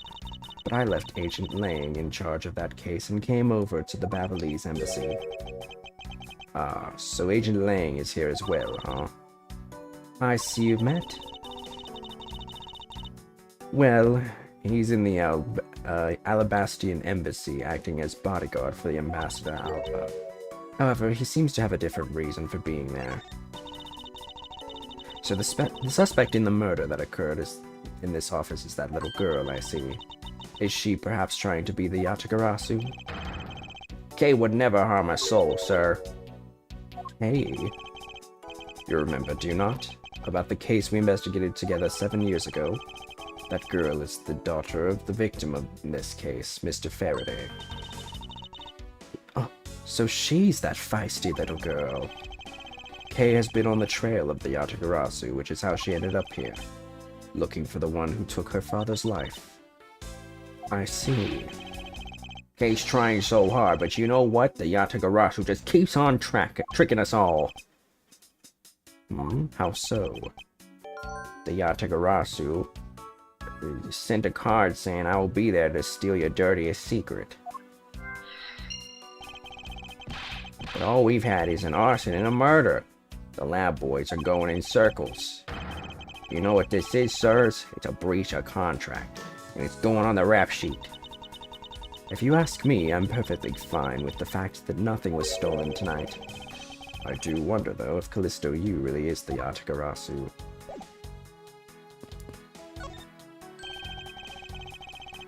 Because this is a natural treasure, can I ask that you please not touch it? I'm afraid the only ones allowed to touch it are myself and the Secretariat. But there's a possibility that it is related to the murder, wouldn't you agree? Hey, Mr. Edgeworth, why don't we give up for now? We can force them to let us investigate it later when we find some solid proof. I suppose I don't have a choice here. This must be one of the Primiduc statues Kay was talking about earlier. Is it just me, or does this man look just like the Steel Samurai? They could be twins.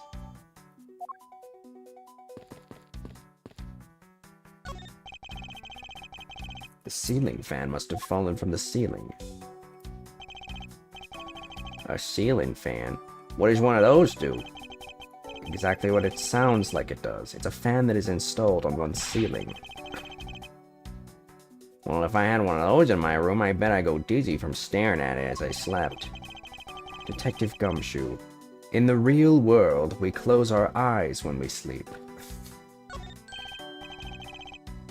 Hey, it's another butterfly.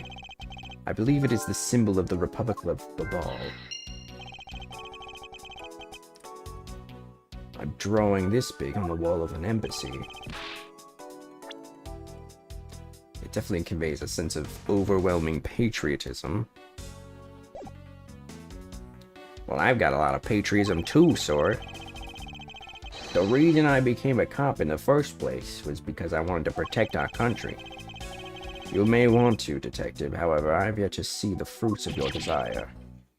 You don't have to be so blunt about it, sir. Kay, are you alright? You believe me, don't you, Mr. Edgeworth? You don't think I did it, right? Yes, of course I don't. and I promise to prove that it wasn't you. That's enough chit-chat. You can investigate all you like, but it's only a matter of time before we take her in. It would be wise of you to give up while you can. No, I don't think so. Kay isn't lying, and my investigation will prove that to be true. Go ahead and try then, if you're that confident. I can't allow this to continue on this way. I must prove her innocence post-haste. I'm doing a lot of accents this chapter. A small personal safe. This was Mr. Cochin's office, so perhaps he stored his most important documents in here. Of course it's locked. It appears we won't be able to open it without the key.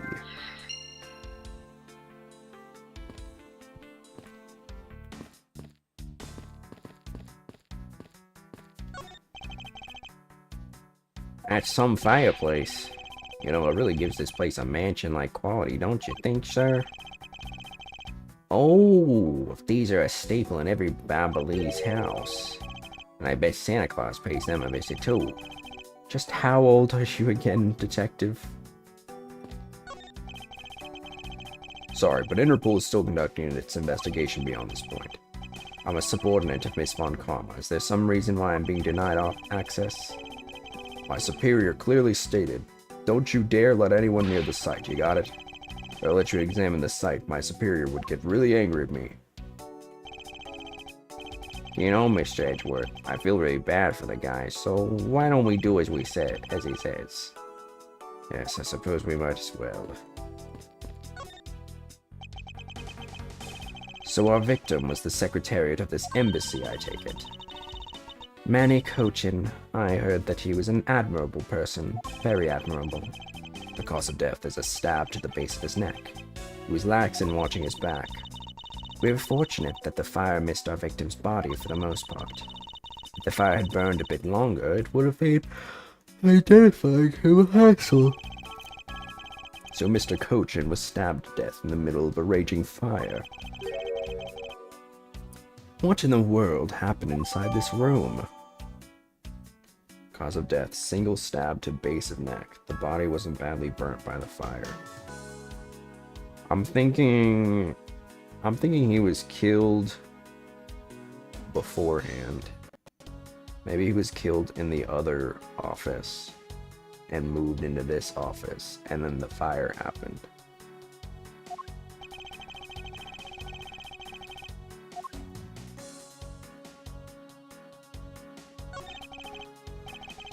Manny Cochin. I've seen him before. He was the suspect in the KG8 incident.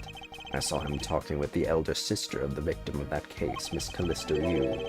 I wonder if there is a connection between his murder and the KG8 incident. Is this knife the murder weapon? Some preliminary testing has been conducted.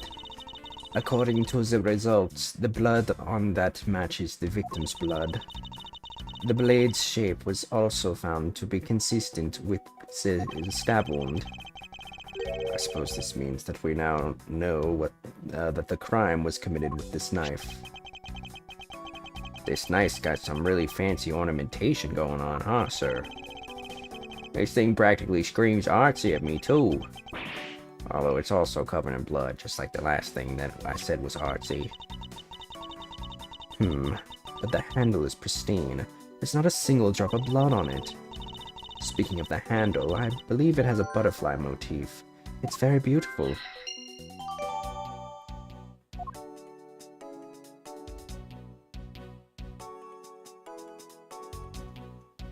Penis.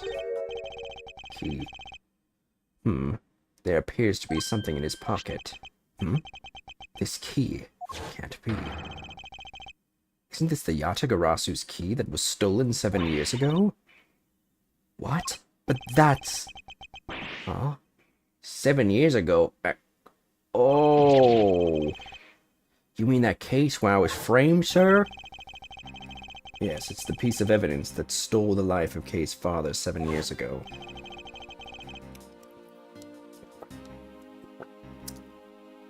which was then stolen by Callisto U. Interesting. So why does he have it now? What? Mr. Faraday was killed with this key, sir? I thought he was killed with a knife.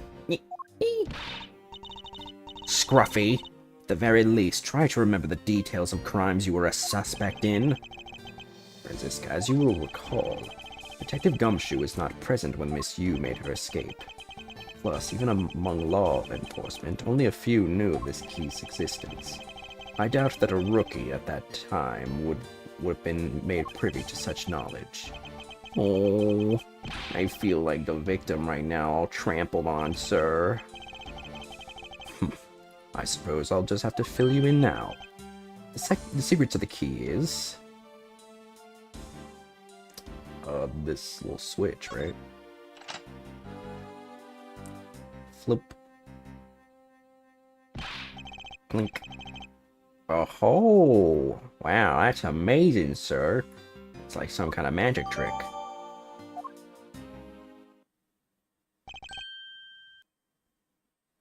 I knew it. This is the same exact piece of evidence that Miss Yu took with her.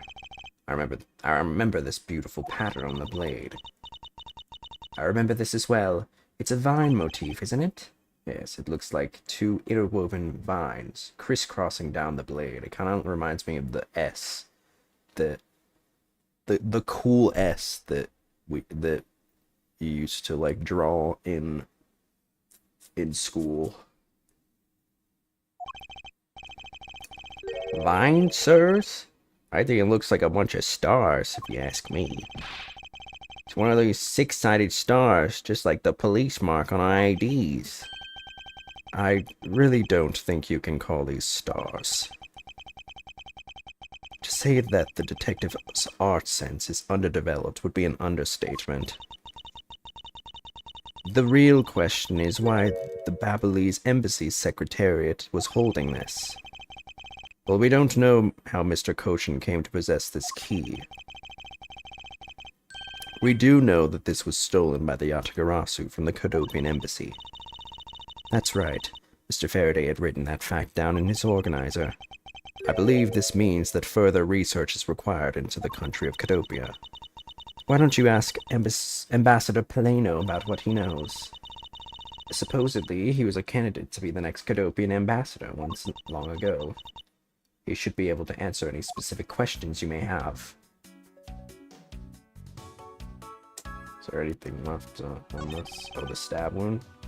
It's a knife wound. It's obvious what he was killed with, but I wonder if it's consistent with the wound. Indeed.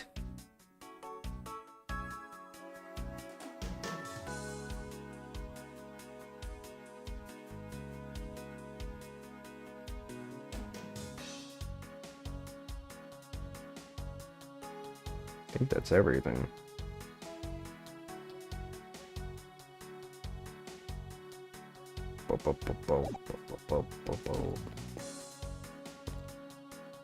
Alright, let's put some things together, I guess. Are we not... I think we talked to him first.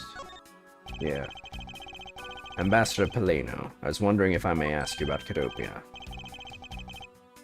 Kodopia? Alright, what would you like to talk about? First, I'd like to ask you about this key. What about this key? Found it sticking out of Mr. Cochin's pocket. I believe it originally belonged to this embassy. Is that correct? Upon closer inspection, it seems that this key is shaped like a butterfly. That's not all about this key, it's also capable of changing into a knife. Oh, how fascinating. Is it possible that the ambassador didn't know about the existence of this key? It's in its knife form. There is a flower mark on the base of the blade. I guess this knife might be from when we used to be part of Kodopia. And how did you come to that conclusion? It has both of Kodopian's national symbols, the butterfly and the flower. I suppose Manny used this key here at the embassy back when we were still Kodopia. Ambassador Paleno, This key was stolen from the Cadopian embassy 7 years ago by Callisto Yu, otherwise known as the Great Thief Yattagarasu. Oh, really? You were not aware that Miss Yu had broken into this embassy at that time? I'm sorry, I can't be much help. I'm not very familiar with the details, you see. I only became the ambassador after Babal became its own independent nation. But if Manny were still alive, he would probably know about what happened back then. Mr. Cochin and Miss Yu knew each other 7 years ago. But that doesn't explain why I found the Yattagarasu's key here in the present. Alright. So we got 6 pieces. 6 pieces of knowledge. Let's see what we can place together. So the locked safe, I'm gonna guess it's the key. Yup. We know for a fact that the Yattagarasu's key was used at this embassy. Furthermore, we found it in the victim, Mr. Cochin's pocket, which leads me to think that perhaps it is the key to the personal safe in this office. Good thinking, sir. Let's go try it out. It appears I was correct. The key that was left to us in this victim's pocket, it literally turned out to be the key to the next piece of the truth. What do we have here? Hey, there's nothing inside. Do you think the Yattagarasu made off with everything, sir? No, Detective, I believe all we need is a closer look. I won't rest until I've inspected every suspicious-looking nook and cranny. Looks like such a serious safe, but there's not a scrap of paper inside. Which reminds me, the safe in your office is just as empty, huh, Mr. Edgeworth? It's merely a coincidence that both safes are empty, Detective. I'll make that a triple coincidence, because my piggy bank at home is empty too. I don't think there's anything coincidental about that, Detective. Hey, there's a hole here, sir. It's a little too oddly shaped for a latch hole. Wow, that's a funny shape for a latch hole, huh? It's shaped kinda like a star, don't you think, sir? Detective, I would hardly call that shape a star. There must be some reason for this hole. Well, there's gotta be some reason why this hole is shaped so weirdly, you know? Am I overthinking this? No, I don't think so. Maybe I'm overthinking things? Nah, there's no way I could ever do that. Detective Gumshoe, could you please be quiet for a second? You're frightening me. Well, they also said there was a, Didn't Gumshoe also say there was a star shape on the key? What is this here? Looks like the ripped corner of a piece of paper, sir. No, I don't think it's ripped. It seems more to me like it's stuck in the safe. Hey, you're right. It won't budge an inch. Not even when I tug on it. But I don't think I've ever seen paper stuck on the inside of a safe before. Detective, I think you have it backwards. It's not the paper that's strange, it's the safe. What do you mean? What I mean is that the secret to this safe is that it has 2 compartments. Even just eyeballing it, you can see that the inside is a bit too shallow. Furthermore, with the unnatural way the paper is stuck at the back of the safe, I'd say that there is an extra bit of space behind the back wall of this safe. In other words, this safe has a second compartment. What? I suppose that you are correct in asserting that the paper is stuck in an unnatural manner. However, if what you say is correct and there is a second compartment, how do we go about opening the door to it then? As you can see, there is no lock or keyhole in sight. Actually, there is one more spot of interest to me on this safe. Oh? Yes, and I believe that spot is the keyhole to our mystery secret second lock. The safe and its locks. Alright then, since you are so sure of yourself, show me how you deduced your answer.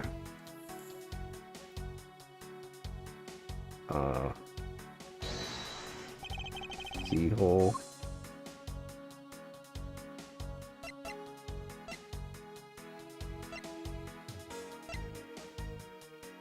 Is it the key?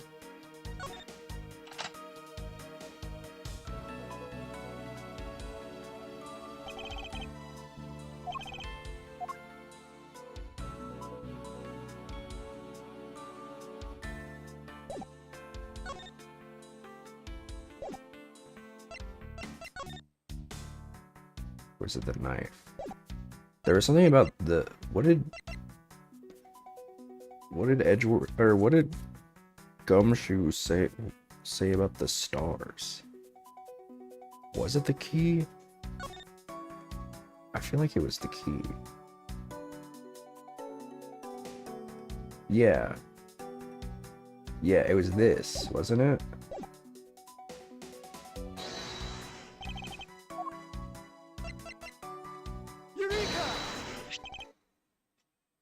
Doesn't the shape of this keyhole remind you of something, Franziska?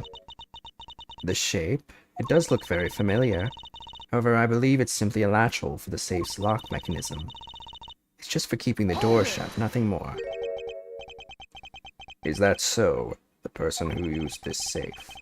Mr. Cochin made sure this safe had 2 compartments in order to hide something.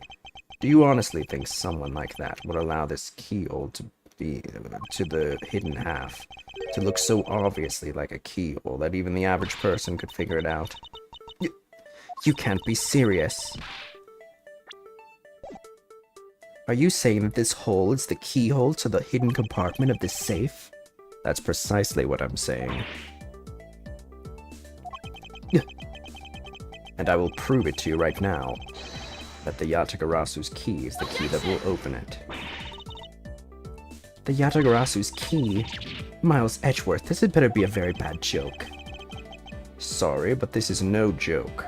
The Yatagarasu's key is the very key that will open the second compartment to this safe. We know that this key opens the... Oh my god, just use the key already. We know that this key opens the first compartment of the safe. The keyhole you're talking about is of an entirely different shape than that of the key. No. Whoa, chill out.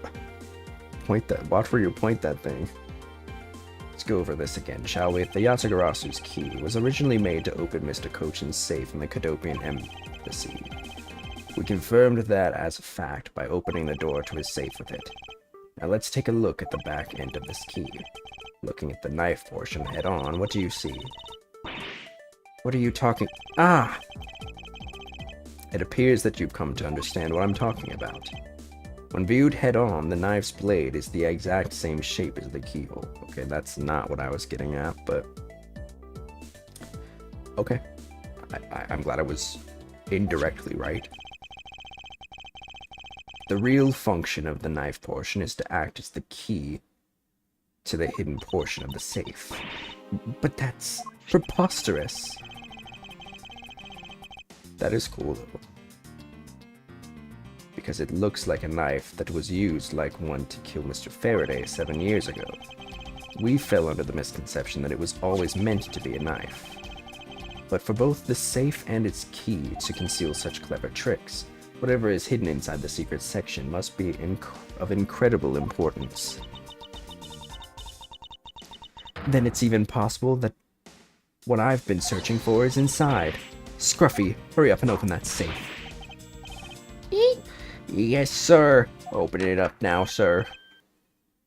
These items, they're... It's a bunch of funny shaped things. I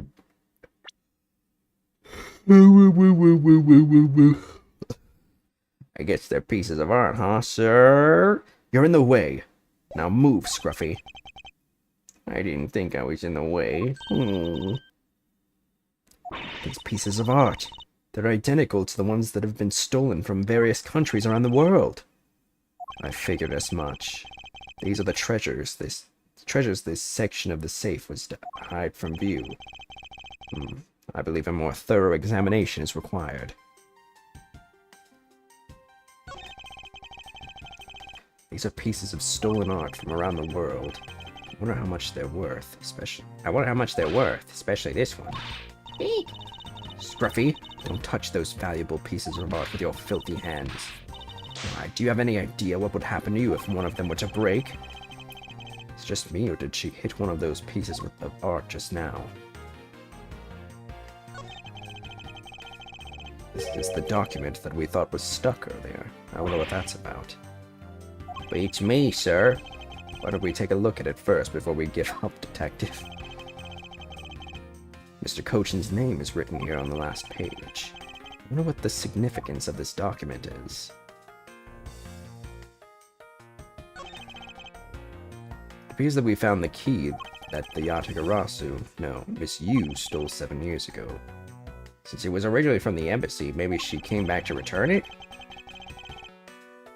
I don't think she's the type to be so kind as to... I don't think she's the type to be so kind as to do such a thing, Detective. Was she killed, maybe?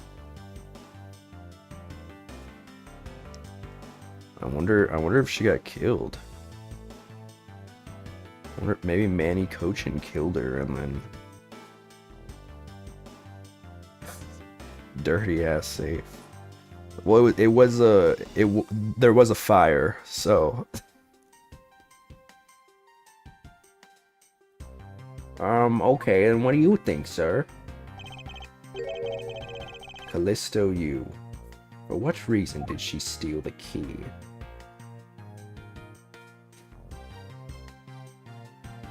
I don't know. To build this sort of trick into one's safe is really something. Yeah, it's neat how this safe has 2 compartments, but what's really impressive is at the other end of the key was another key. I totally hadn't noticed.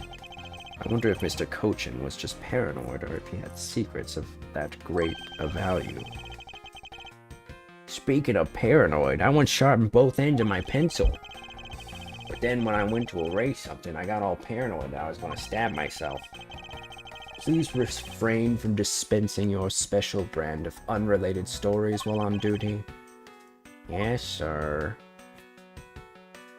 I love you, Gumshoe. Never change.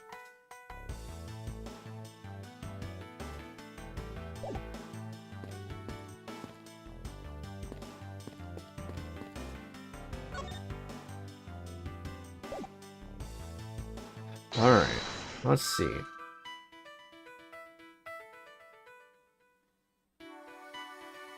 The motif on the knife handle. Butterfly-shaped guard adorns the handle of the murder weapon. National symbol that adorns the national flag. Alabaster flower is its counterpart. Let's try that. Bam. The design on the knife's handle. It greatly resembles the special Babalese species of butterfly. It does, doesn't it? Plus it says right here. This knife is property of the Republic of Babal. Is it Babal or Babal? I don't know. Perhaps this means the knife used in the crime was found right in this room. So there are only 2 left.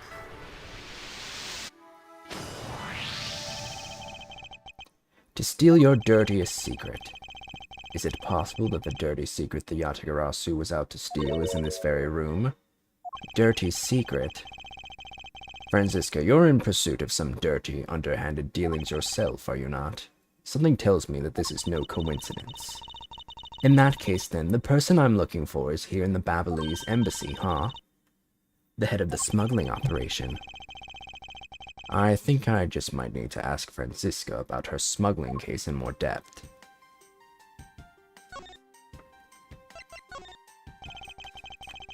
Franziska, when we last talked, you said that you were on the trail of a smuggling ring. I suppose the reason you are here now is related to that? Yes. After analyzing the intel we've gathered from various countries, this embassy rose to the top of our list of sites to investigate. And this is what tipped us off.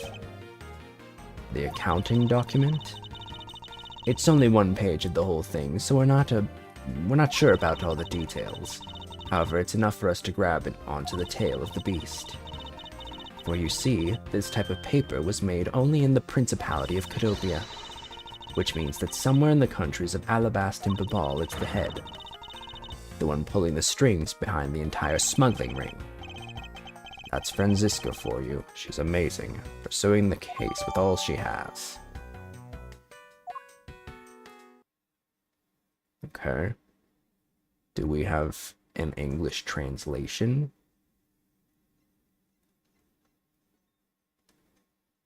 No, we do not. Cool.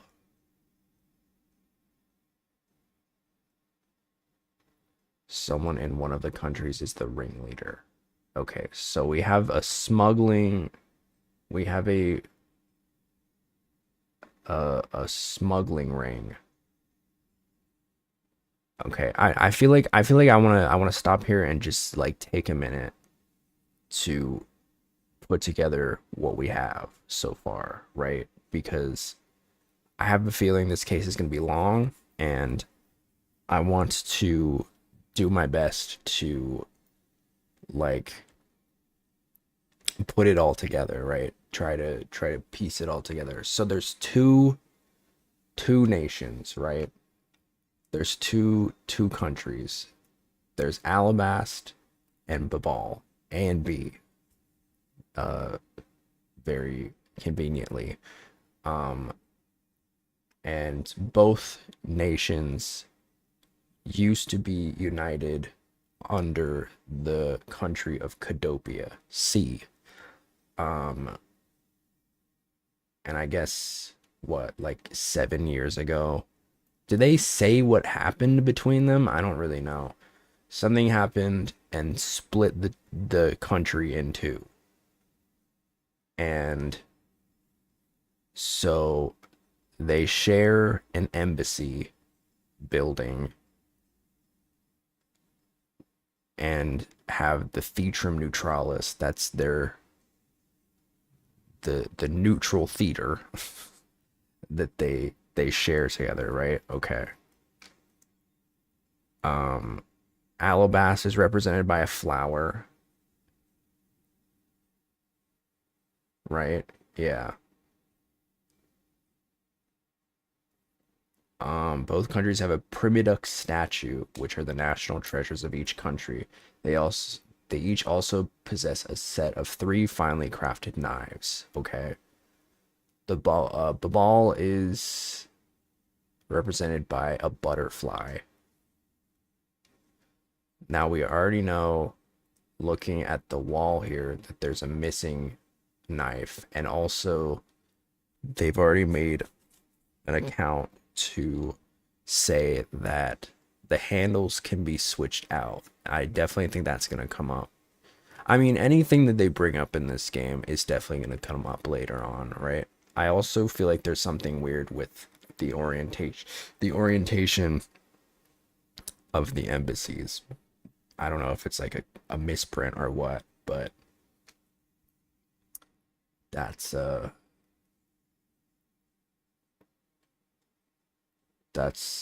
don't know. Also, I don't know what we're supposed to be doing right now.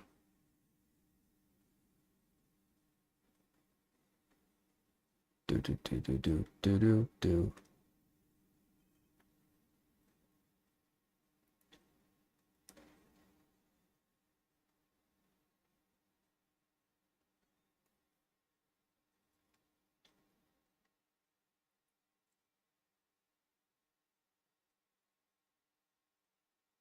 Cadopian paper document data. Should I be presenting this to him, maybe?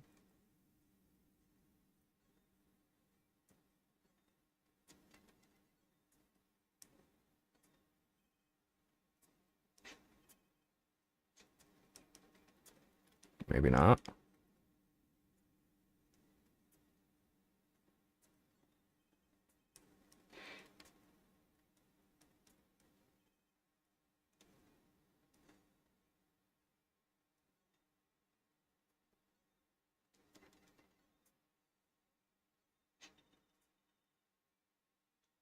We were able to finally obtain this proof of the smuggling operation through Interpol, so remember to take extra care when handling it, my subordinate. Oh, she's enjoying the power trip of calling me her subordinate just a tad too much.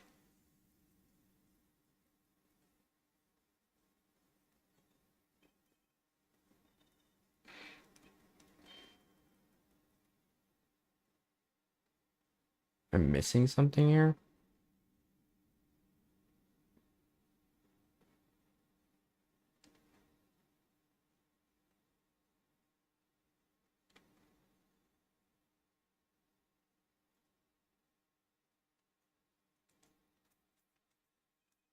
Yes, sir? While you were on guard duty, did you notice anything unusual? Well, I was on watch inside the embassy. But unfortunately, I didn't run into the Yatagarasu, sir.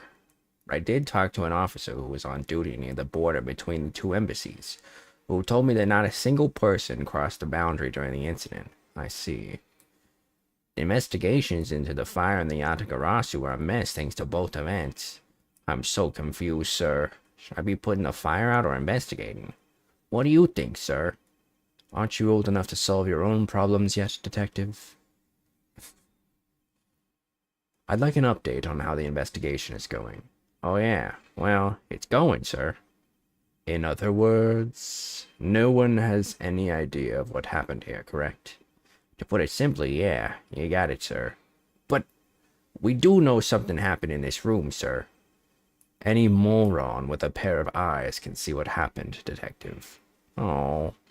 Well, anyway, let's investigate every single nook and cranny in this room, sir. Have to get serious, or Kay will end up getting arrested as the killer. Yes, I am already well aware of that. Oh.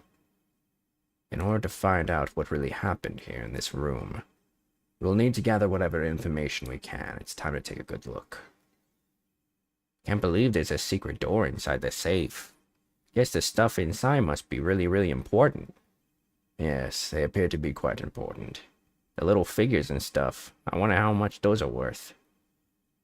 Knowing that they are stolen merchandise, I would say they are probably priceless.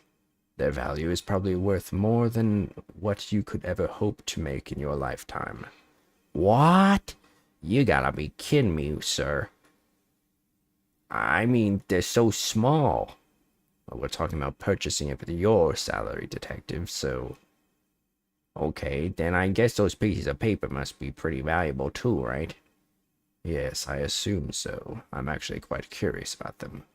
Even if they are not physically worth much, great care was taken to hide them. Which means they must be very important documents to someone. I wonder if the papers in the safe might be related to that other document.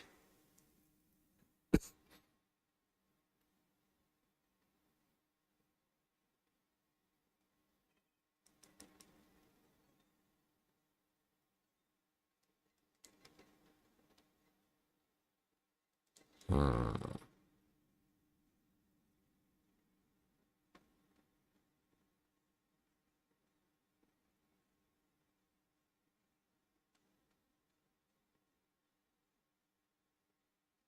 Hmm.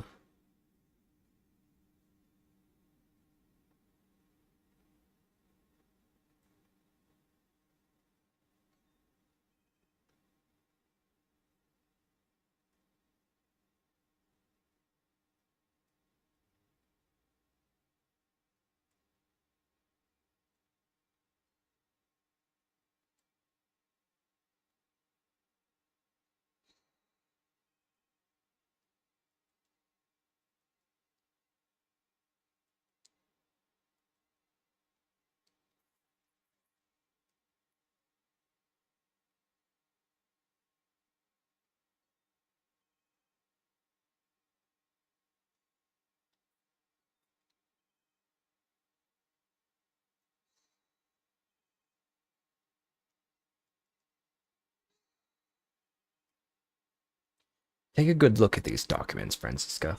It says that there are 3 pages in total, and yet there are only 2 here. Correct. Now take a look at the smuggling activity document in your possession. Tell me, is it not possible that your page was taken from this set of 3? Well, it certainly looks that way. By putting our multi-part puzzle together, we seem to have arrived at an answer, and it seems that you have now found what you were looking for. Yes, and with this it has become crystal clear that Mr. Cochin himself was responsible for the mass smuggling of Babyliss ink. Babyliss ink? Babyliss ink is a special product of the Republic of Abal. However, due to a special reason, only a limited volume is ever exported. And that reason is... That's classified. It's on a need-to-know basis, and you don't need to know. In any case, it seems that the head of the smuggling ring was our victim, Mr. Manny Cochin.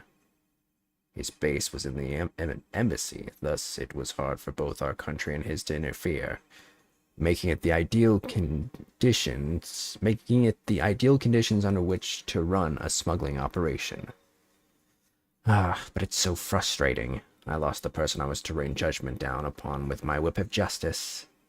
Well, even if he is dead, we still have a responsibility to look into his misdeeds.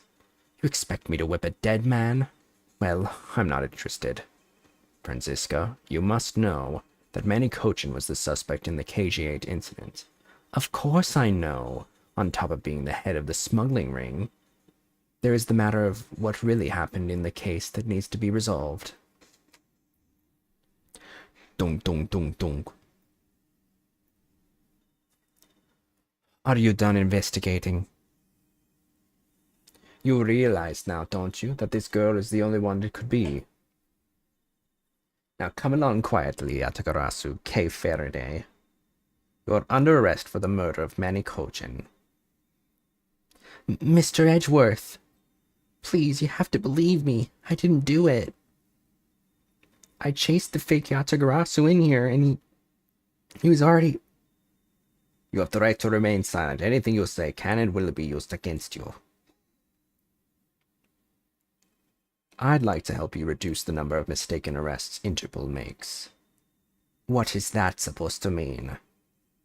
I believe I told you that Kay Faraday is not the culprit of this crime. Very well. I suppose I have no choice. I'll show you just how foolish your claims are. Here we go. Even your police confirmed that the Yatagarasu infiltrated the Babalese embassy tonight. Utilizing the confusion caused by the fire, the Yatagarasu snuck into this embassy. Furthermore, this girl claims to be the Yatagarasu. And most importantly, other than her, there was no one else in here with the body. Your reason for suspecting Kay is because you think she is the Yatagarasu? Exactly. But it isn't just me. She calls herself the Yatagarasu. Look! How many times do I have to tell you? I was only out to capture the fake Yatagarasu. Imposter or not, it matters not. A Yatagarasu is a Yatagarasu. Very well. Then I shall prove that Kay is not the Yatagarasu who killed Mr. Manny Cochin. Go ahead and try. Show me what the prosecutors of this country are made of.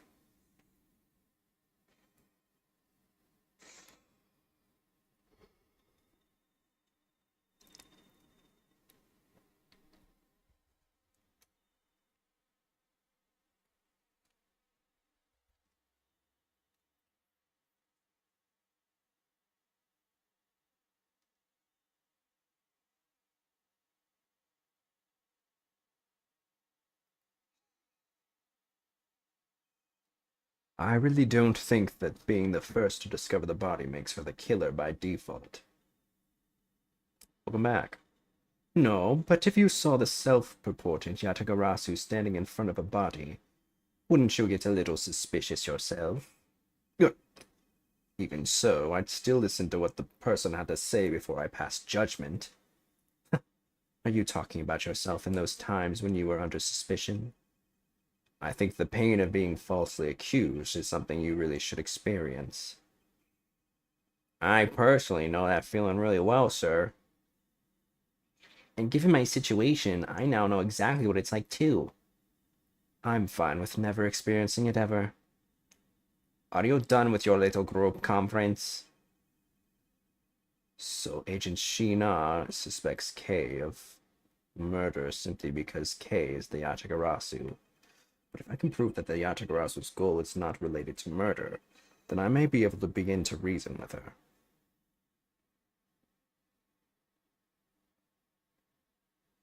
Wasn't it true that the Yatagarasu never causes anybody harm?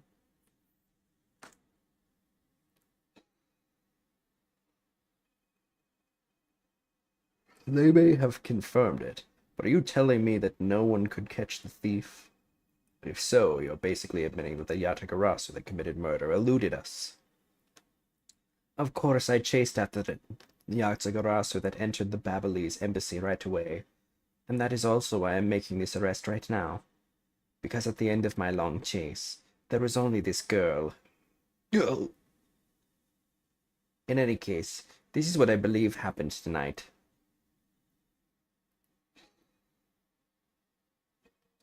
The confusion caused by the fire. Are you saying that the Yatagarasu was not the arsonist who started the fire? A suspicious person in a long coat was spotted in the area. Officers in the area claim to have seen that person start the fire. Sounds like we have a phantom in our midst. Yeah. In a way, he could be considered a phantom with the way he randomly appears. Furthermore, this girl claims to be the Yatagarasu. Just because she calls herself that, it doesn't prove that she is the killer. No, but it does give her a motive. The Yatagarasu sent a car saying, "I will be there to steal your dirtiest secret." Furthermore, there are documents pertaining to some smuggling activity in this room. She obviously wanted to steal them, so she killed Mr. Cochin for as a key. I see. Her logic is very sound. I expected nothing less of Agent Lang's secretary. However, that statement just now didn't sound right. It might just be the opening I needed. She wanted to steal documents regarding smuggling, so she killed Mr. Cochin for the key. But she didn't have the document.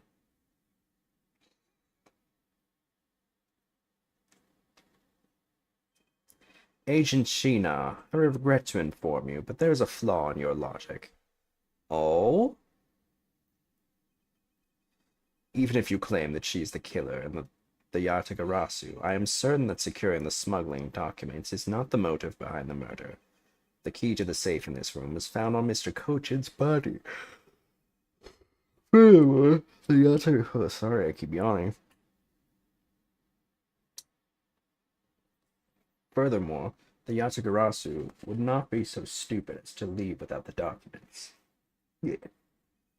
By the simple fact that the documents were still in the safe when we looked. It's obvious that the killer's target was not the safe at all. Then perhaps she didn't know that Mr. Cochin had the key on him. If that's the case, then why would she have needed to kill him? It was also poking right out of his shirt pocket. Because I can think of no reason for her to kill him if she had not known that. That's true.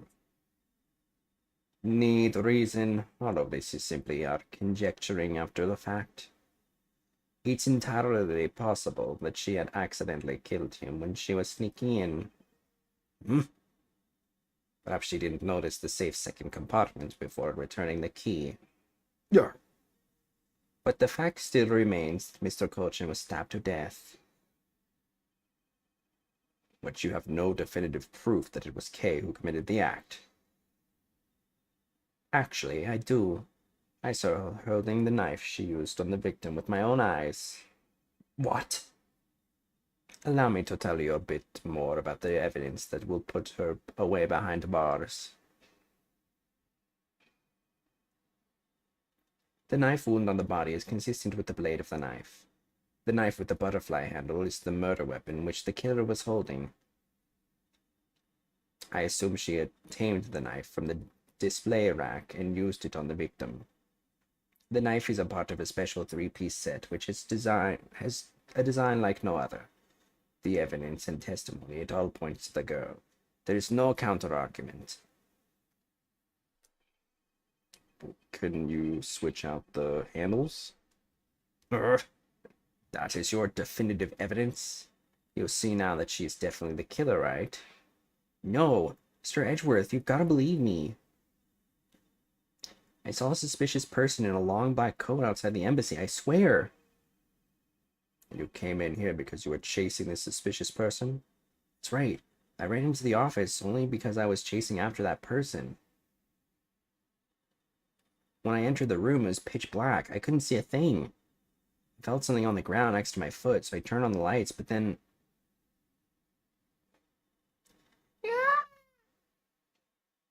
Who's there? This is... I came to this room upon hearing the girl scream, and when I saw her holding the knife, I immediately restrained her. So the object Kay felt by her feet on the floor was the murder weapon. I had the knife analyzed right away, but we failed to find anyone's prints on it. The suspicious person in the black coat who came into this room before me... You'll continue to insist there was such a person, but if there was, where did they go? That I don't know.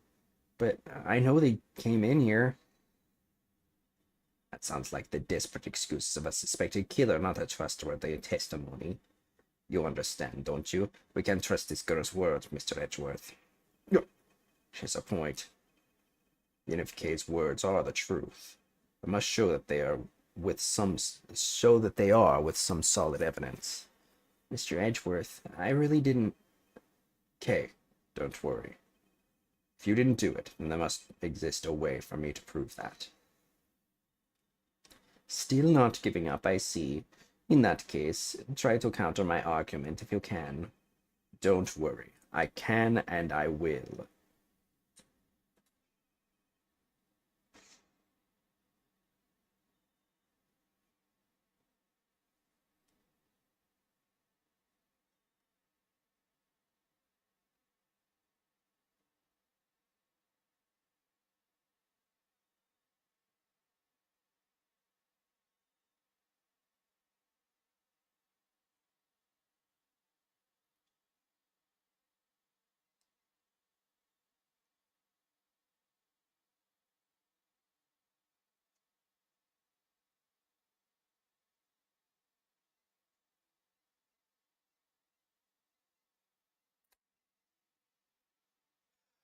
I mean, didn't they say that,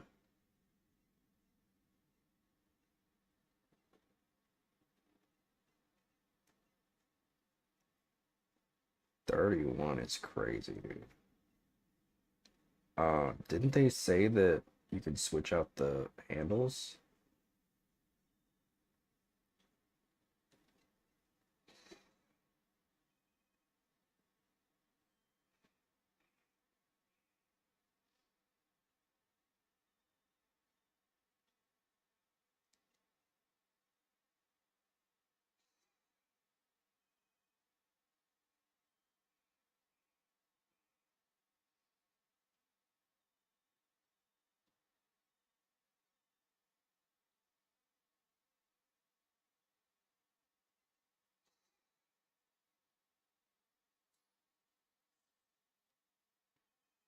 So the murder weapon was the knife with the butterfly design on it.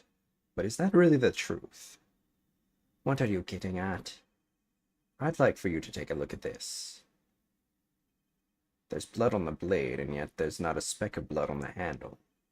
This signifies that at the time of the crime, a different handle was attached to this blade. The knife that Kay was holding had its handle switched and was in fact not the real murder weapon. But then what was? This knife can be taken apart, so shall we give it a go?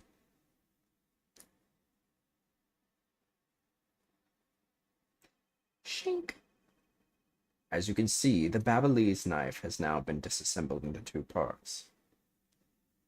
Yeah, because the handles were burnt off on the other two, right? The killer must have pulled the murder weapon out of the victim's body, proceeded to swap the knife's original handle with the butterfly one. It was all to create the illusion that Mr. Koshin was killed with the butterfly-themed knife. Whoa. Yeah. Should clear up any and all suspicions surrounding Kay. Your argument isn't airtight yet. How so? It's possible that the girl herself is the one who switched the handles. Don't be ridiculous. For what purpose would she do such a thing? She couldn't do that, because she wasn't allowed on the other side. Or did she break in from this? I don't remember. I know she said she was gonna break into the other side, but was she successful in doing so?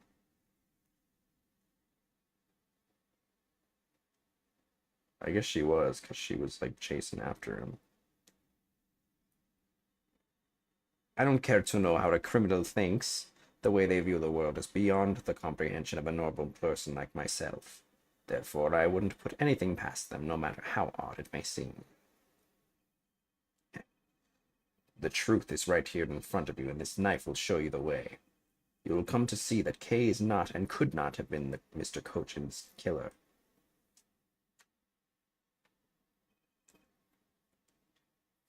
There's quite a bit of Mr. Cochin's blood on this blade. Thanks to being a prosecutor, I guess I have become accustomed to seeing blood. But this is not what is important right now.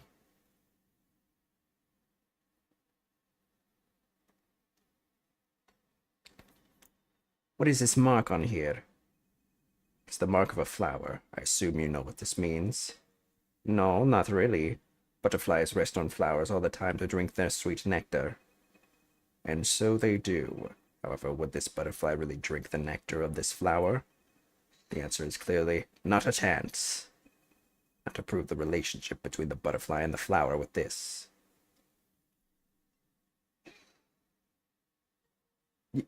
You can't be serious. It appears you made the connection. The flower on this blade is designed after a certain country's national symbol. That's right, the Kingdom of Alabast. In other words, this blade is from one of Alabast's ornamental knives. Ugh. This part of the knife handle has the ball's national symbol of the butterfly on it.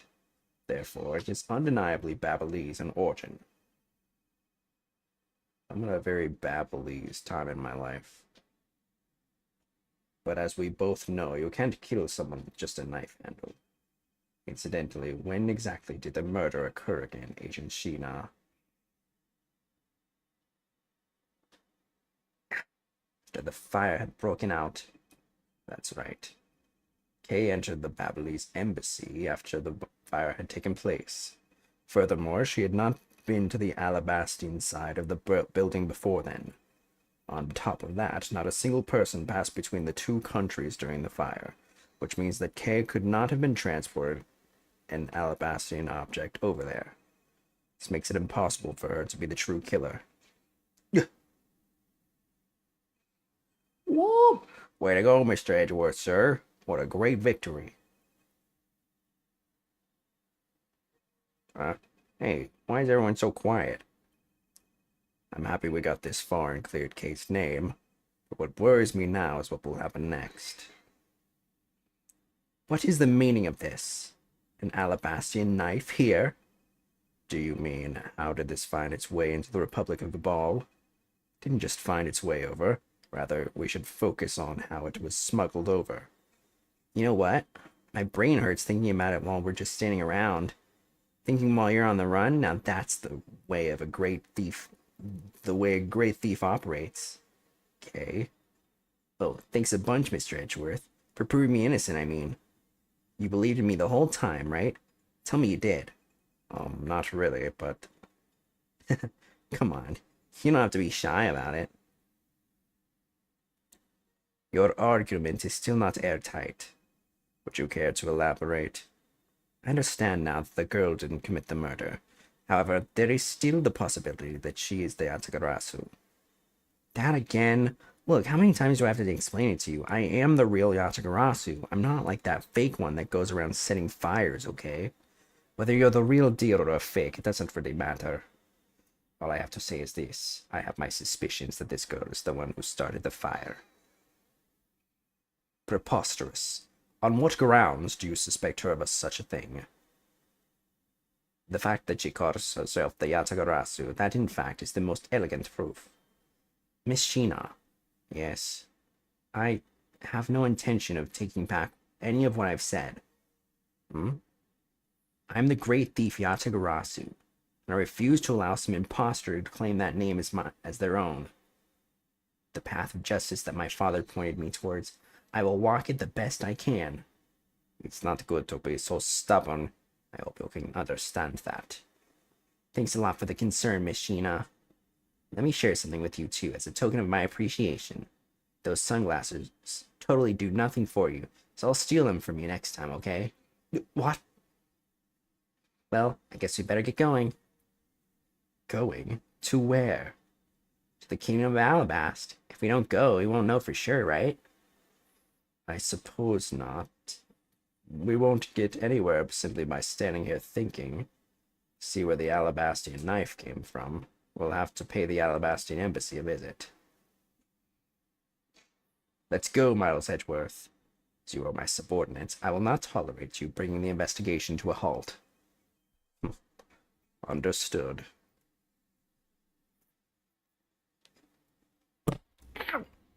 Just hit my face on the mic. Ow. Okay. Oh, we ran out of space.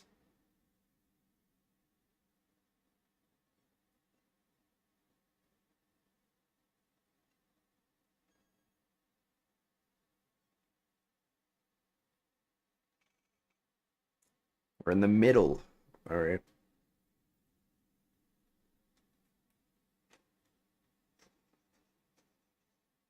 Ah, not this floor again. Why did they have to make it so bright? Can I like reduce the...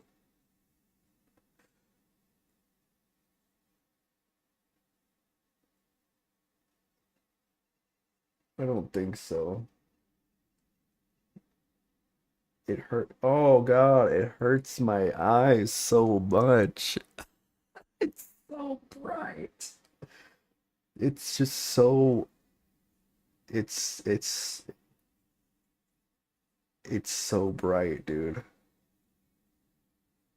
I feel like like the combination of red and yellow, it's just I feel like I'm getting flashbanged. Count off. One, one, one, one, one, one, one, one, one. One, one. Shifu, 99 callouts, so all 99 members are most likely here and accounted for, sir. Hey, you. Yeah, you. The second number 1 from my right. Sir. Yes, sir. Here. A birthday present for you. What? Shifu.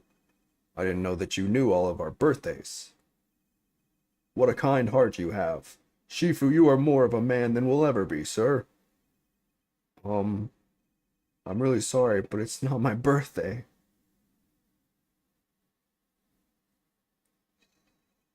Lang Ji says, a cub who disrespects others soon feels the disciplinary bite of an elder. That present isn't for you. It's for your younger brother's wife's younger brother. Tell him I said hi, and happy birthday, won't you? Yes, sir. Shifu, can't believe you remembered that much about each of us. Shifu, I'm so moved that I can't stop crying. Alright, sure. I should probably leave them to their alone time. Alright, meeting's over. Everyone, head for your posts. Dismissed. Sir.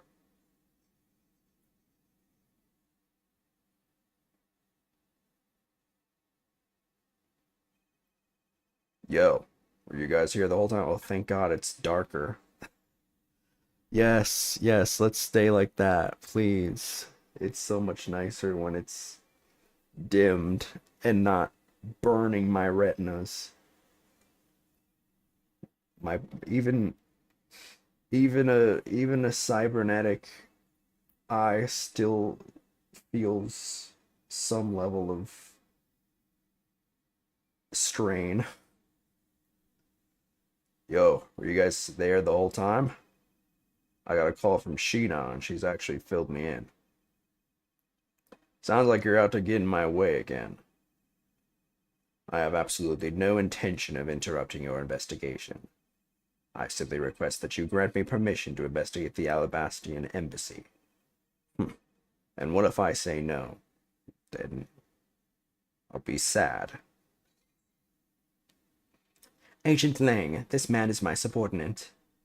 As I have received permission from the ambassador, he is to be extended the same rights. Sorry, sis, but it's not that simple. Alabast has the strictest immigration regulations in the world, or didn't you know? Even among my elite men, about only half of them were admitted into the country. Besides, adding more cooks in the kitchen and we might spoil the soup if you get what I mean. How dare you make such assumptions? Don't take this the wrong way, but I thought I was in charge of Alabast, Miss Von Karma. Grr. Look, try to understand, okay? Things over in Alabast are a bit of a mess right now. What do you mean by a bit of a mess? No one told you? We had an incident in Alabast as well. This is what we call a decision based on the investigation, Mr. Prosecutor. Oh, I wonder if Callisto Yu was murdered too. Double homicide. Look, Wolfie, just let us in already.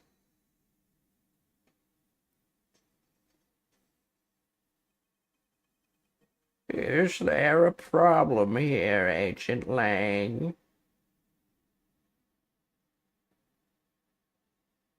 Oh, not really. Just having a discussion about whether or not to let these guys in. Ambassador Alpa, I ask that you please allow these people to join the investigation. Having a debate because of my country. I'm terribly sorry for placing you good people in that kind of a situation. It is all because I lack the strength to govern well. Please, it is nothing of the sort, Ambassador. You weakling, Gurkus. Curse your frailty and inability to effect change in your country. What are you? The thing is, investigations conducted in my country have been under Agent Lang. It is my judgment that in order to minimize disruption in the investigation, I should leave everything up to Agent Lang. There, you see? Oh, no way. Now what?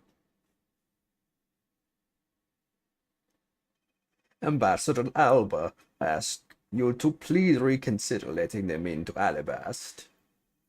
What's that?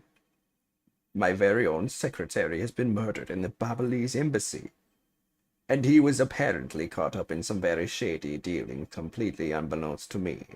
So I ask for your cooperation in our investigation. These aren't much, but I hope they can cover your travel expenses to Babal someday. All right, I get it. Even if you beg Ambassador Alba, I'll still give you the final okay anyway. All right, you hear that, Mr. Edgeworth? We're in. Not so fast, my little crow girl. You're still a witness in the Babal murder, so I'd like you to please stay in the Republic of Babal. Detective Gumshoe, please take good care of Kay for me. Yes, sir. Sounds good to me. The fewer troublemakers, the better. Rasp? I don't know what sound that's supposed to be. Rasp.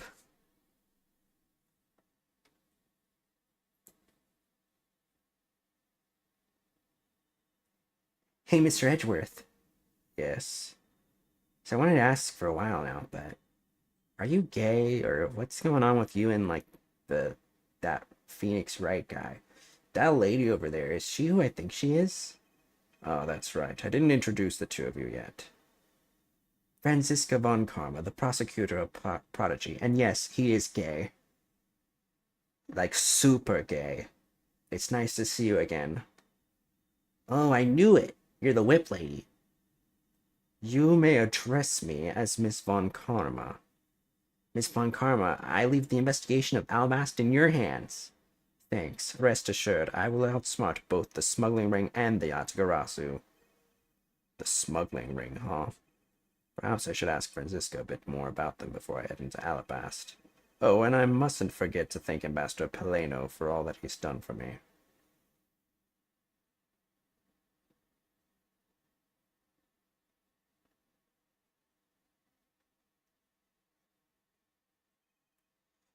You've made so much progress in your investigation in such a short period of time. It's truly amazing. Agent Hicks, whose help I had requested, was cut down before he completed his task. Oh yeah, the guy who looked like, fucking, the ultimate prodigy or progeny from Danganronpa. What was his name again? Glasses dude? I'm the ultimate progeny.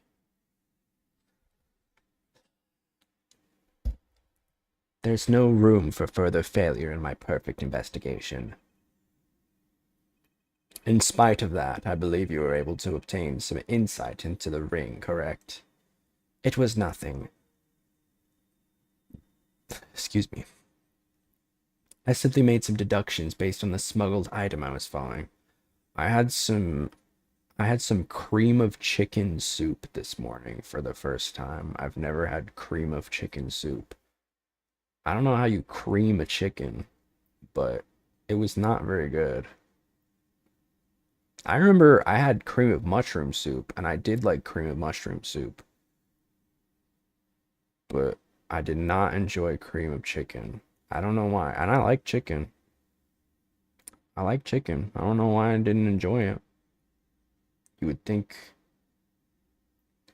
I mean, I will say, I'm not a big soup guy in general, but it's what I got, you know what I mean? I got like a lot of cans of soup, so I was like, let's be creative, and it was not very good. Not very good. There were like 3 bits of chicken in it. Which I know Campbell's is not that stingy about the chicken, because I've had their chicken noodle soup and that's got a lot more chicken in it. So I don't know why they just put like 3 little tiny bits of chicken in there. Microscopic pieces of chicken.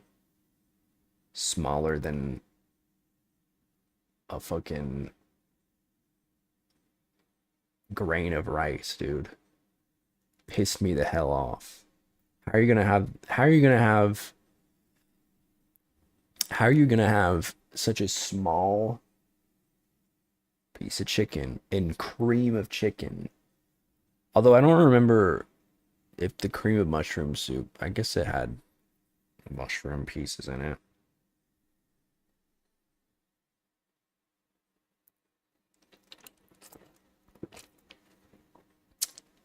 Just not a big soup guy. I don't know. Like I said, like, I'll have it. You know, somebody's like, you want soup and there's nothing else. I will say, I do love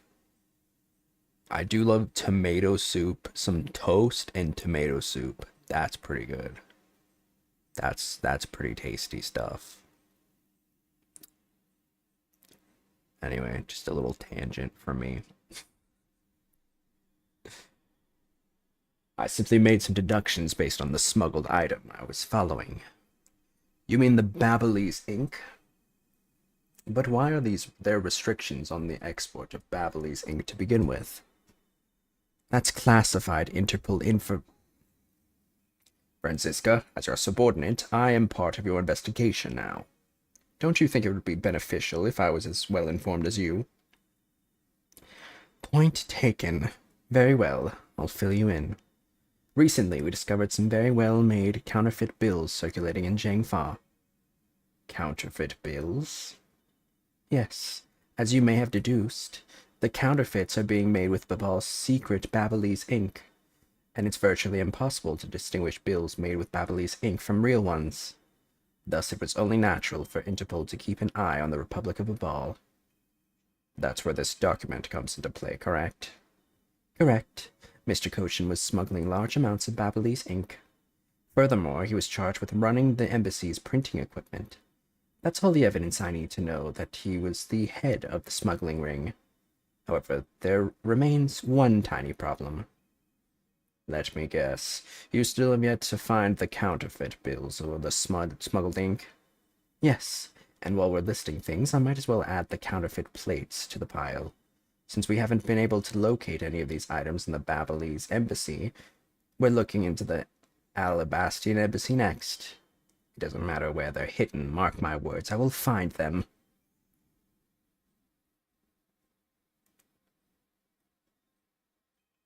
Ambassador Peleno, I'm in your debt. No, it's nothing. Because it's all I can do for you, I'm afraid. I only ask that you please bring Manny's killer to justice. I will, Ambassador, on my honor. Wow, you're so sensational. You've really piqued my curiosity. I know they aren't much, but I know that I'm giving them to you wholeheartedly.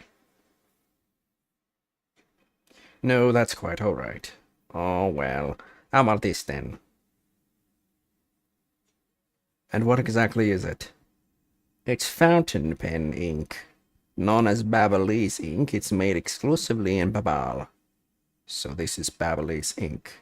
We made it from white crystal oil, which is mined through our mineral mines. Please accept this ink. One dip of your fountain pen in this, and you can write for hours in your organizer. How fortunate for me.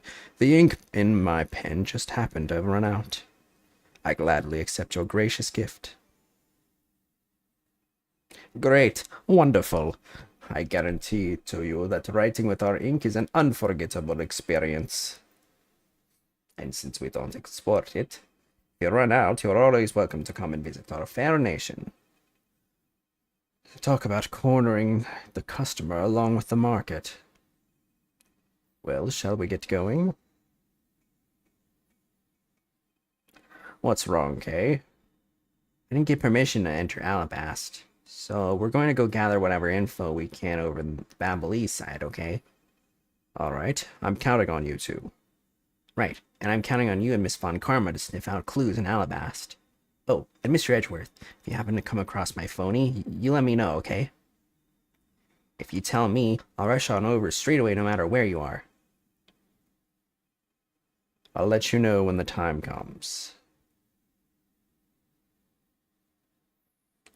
Alright, to Alabast. Whoa. Is that the... Is that Yatagarasu? March 14th, 8:17 p.m. Alabastian Embassy, Ambassador's Office.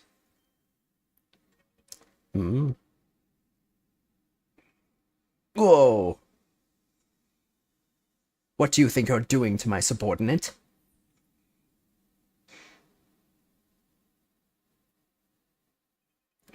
You're...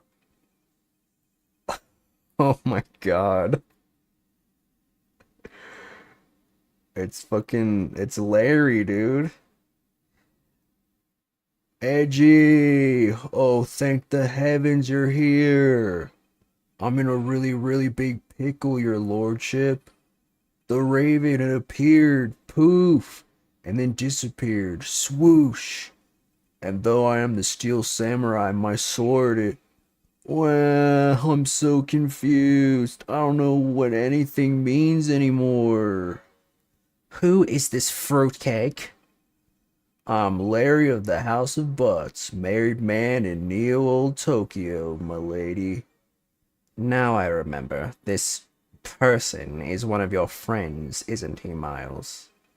Yes, frighteningly enough, he is. Hey, what's up with the answer? Your best bud is in a bind, and you act like it's no big deal.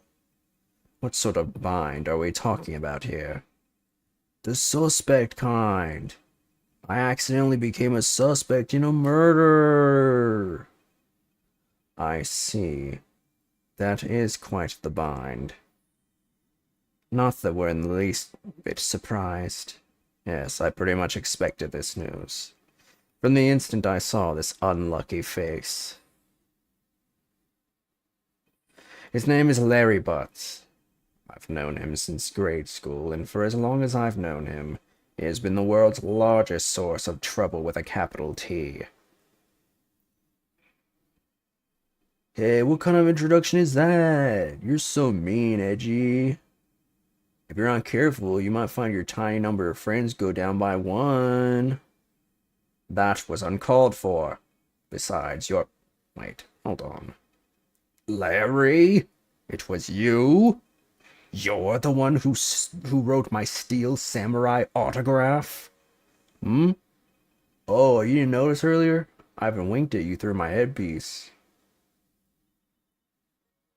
What's going on? And why are you beet red? Sorry, but could you not speak to me right now?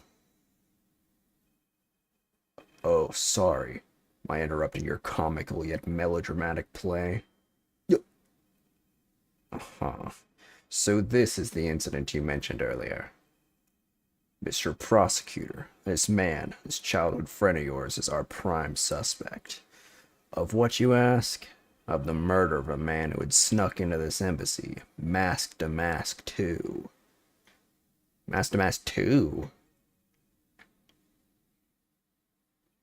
Oh yeah, he does look like Mask to Mask.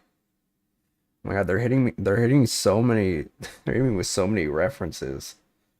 All these characters, dude. Only Larry could get himself into yet another mess as fine as this. No matter what the facts seem to say, Larry is not the type to commit murder. Still, it's a rather daunting stroke of misfortune I've struck. I have to prove that Larry Butts is innocent of all wrongdoing. Shifu, we've identified the victim. Good work. I'll take that report now. Agent Lang, would you mind if I take a peek at it as well? What did I tell you earlier, Mr. Prosecutor? You get that sweet little ass away from me. Don't get in my way. There's only enough flesh here to feed one wolf, and that one is me. So no, you may not take a peek. But Agent Lang... Oh my god, it's him too. Jesus, this case has so many characters in it. I guess it is the last one, so it makes sense. Agent Lang. Will you allow an investigator such as myself to take a look? Ah, yeah, yes, of course. You let the detective see the file. You're Detective Bad. You're the prosecutor, Mr. Edgeworth, right? Fancy meeting you here, Detective. You weren't expecting me? Ever since that day 7 years ago, I've chased after the Yatagarasu non-stop. I even pressured Interpol into keeping me in the loop in case a card was ever found. What incredible dedication to the case. Detective Bad knows the Yatagarasu's MO very well, and his passion for the chase hasn't died down in these 7 long years. It's something I can respect. But Detective Bad, I must ask, are you gonna make an ally out of this prosecutor? My only goal here is to arrest the Yatagarasu. If he can get to the bottom of this case, then I'm willing to share info with him. I'm in your debt, Detective Bad. About the murder of Damask 2, would you be willing to fill me in on a few of the details? When the Yatagarasu showed up, Agent Lang and I took ourselves off guard duty and put ourselves in charge of directing things at this crime scene. Taking advantage of the chaos, Damask 2, he broke into this embassy. Probably to steal some treasure or another. And I suppose he lost his life when he was forced to fight someone else in this room. Why exactly was that man placed under arrest, Detective? That samurai? He was born looking suspicious, but not for the reasons you suspect, I assure you. As you can plainly see, he is completely harmless. Well, it was just a random guess. It's not like he's actually under arrest. Tonight, here at the Alabastrian Embassy, Ambassador Alba was to give a commemorative speech. And that's when the Yatagarasu showed. But keep in mind, the Yatagarasu isn't who I'm talking about right now. Those seats, for the guests who had been called to sit in them, were empty. A no-show? Who was it that failed to take their seat? The Steel Samurai. Until the speech was to begin, each member of the entire Steel Samurai family was to wait in a separate room. However, for some weird reason, that man was spotted in a different location than his assigned room at that time. And where was he? He was on the roof, with one of his legs down a chimney. That chimney leads directly into this room. Larry Butts, you've really outdone yourself this time. What were you thinking? In any case, I believe it's high time for me to start my investigation.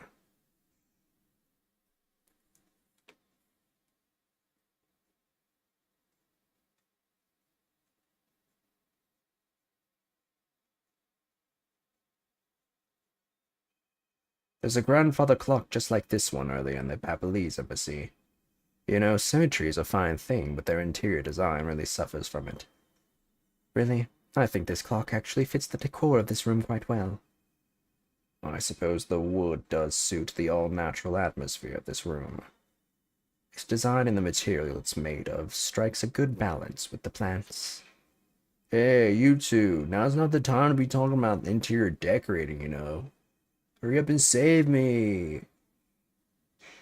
Be quiet. This is all part of my elite investigation.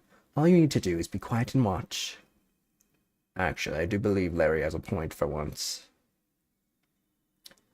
The decorative plants here as well. This room is overflowing with nature. Humans used to live in the grandeur of nature once long ago. I believe I'm not mistaken in thinking. What's up, Ben? I believe I'm not mistaken in thinking that those people truly loved nature.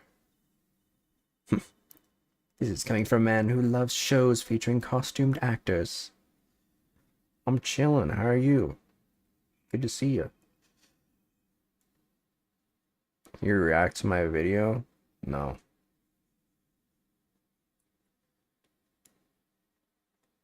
Ah, she just had to go there again, didn't she?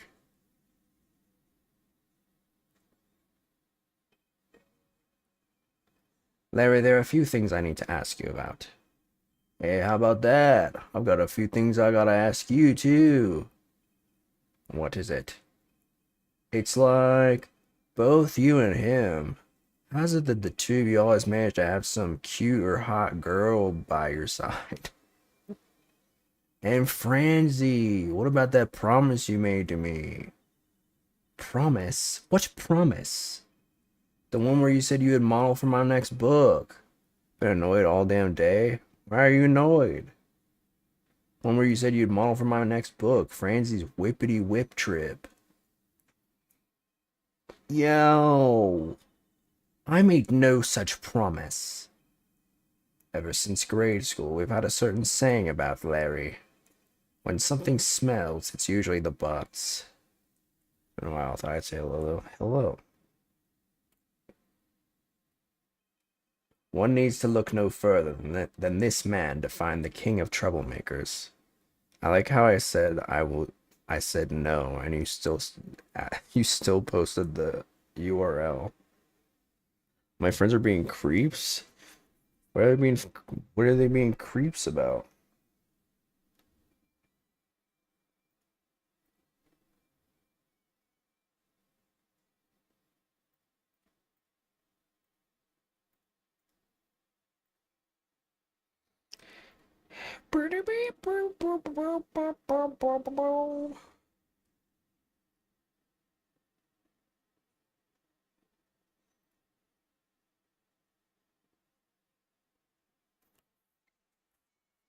Trying to control me and make me draw my friend of almost 6 years. Why are they trying to do that?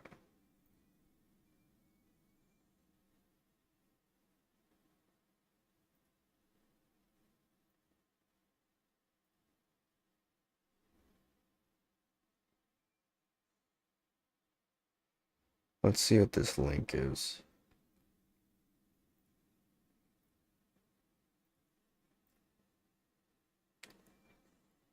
iPhone 17 Pro hammer and knife. Is this a new meta? Is this what we're doing now? Tech racks.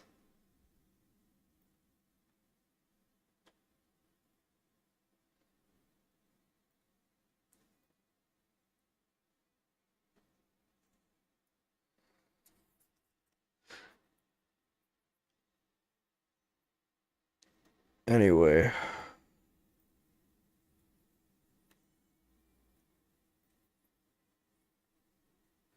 Okay, for some reason I can't be friends with them. If I'm friends with him, that's stupid. Sounds like they're not good friends then. Just because you hate somebody, that's immature.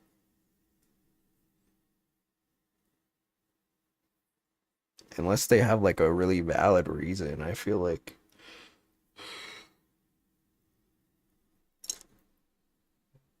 if they don't even want to tell you what the reason is.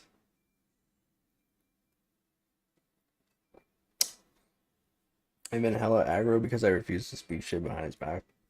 That's lame, dude. They can't even tell you what the reason is, then there's no reason why you should feel inclined to not be friends with him. Like, if he was like a bad person, right? Theoretically. Like, if he did something really like unforgivable, that'd be one thing. But they're not even willing to say what he did. That's stupid. One needs to look no further than this man to find the king of troublemakers. As I recall, aren't you calling yourself Loris Dunim now? That's Dunim. Loris Dunim. Get that straight in your head, Edgy. That's what the reason was, and they just refused to elaborate. Well, then it's GG's. There's no... They're not willing to elaborate, then you don't need to capitulate. I mean, you don't need to capitulate either way, but like, if they want you to do something as big as like not be friends with somebody, I feel like they need to come in clutch with like the proof, right? They gotta come in with like some sort of reason, right? It's him, dude. That's crazy. No, that seems immature. I think you're being a good friend for refusing to step down. And if they can understand that, then maybe they're not worth keeping around. I don't know.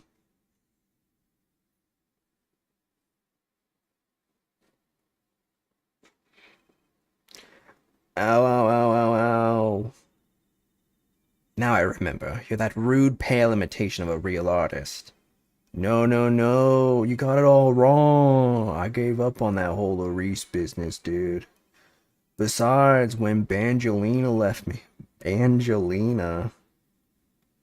Bangelina left me in my heart in pieces, that's when Mindy walked into my life.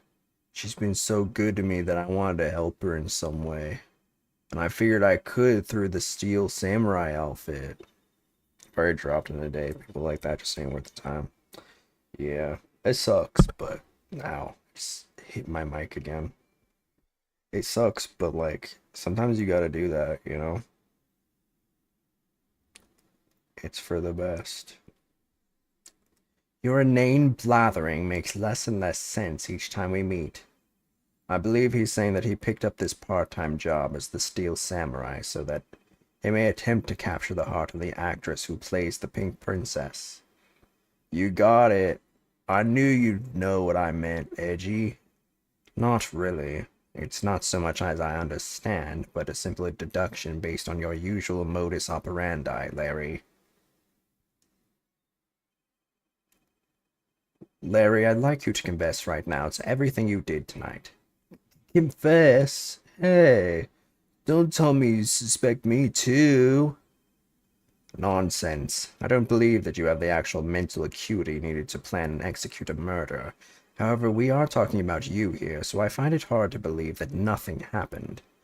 Our past experience has taught me that you are always at the center of some insane event. Edgy, how can you be so mean, stabbing me with your words like that?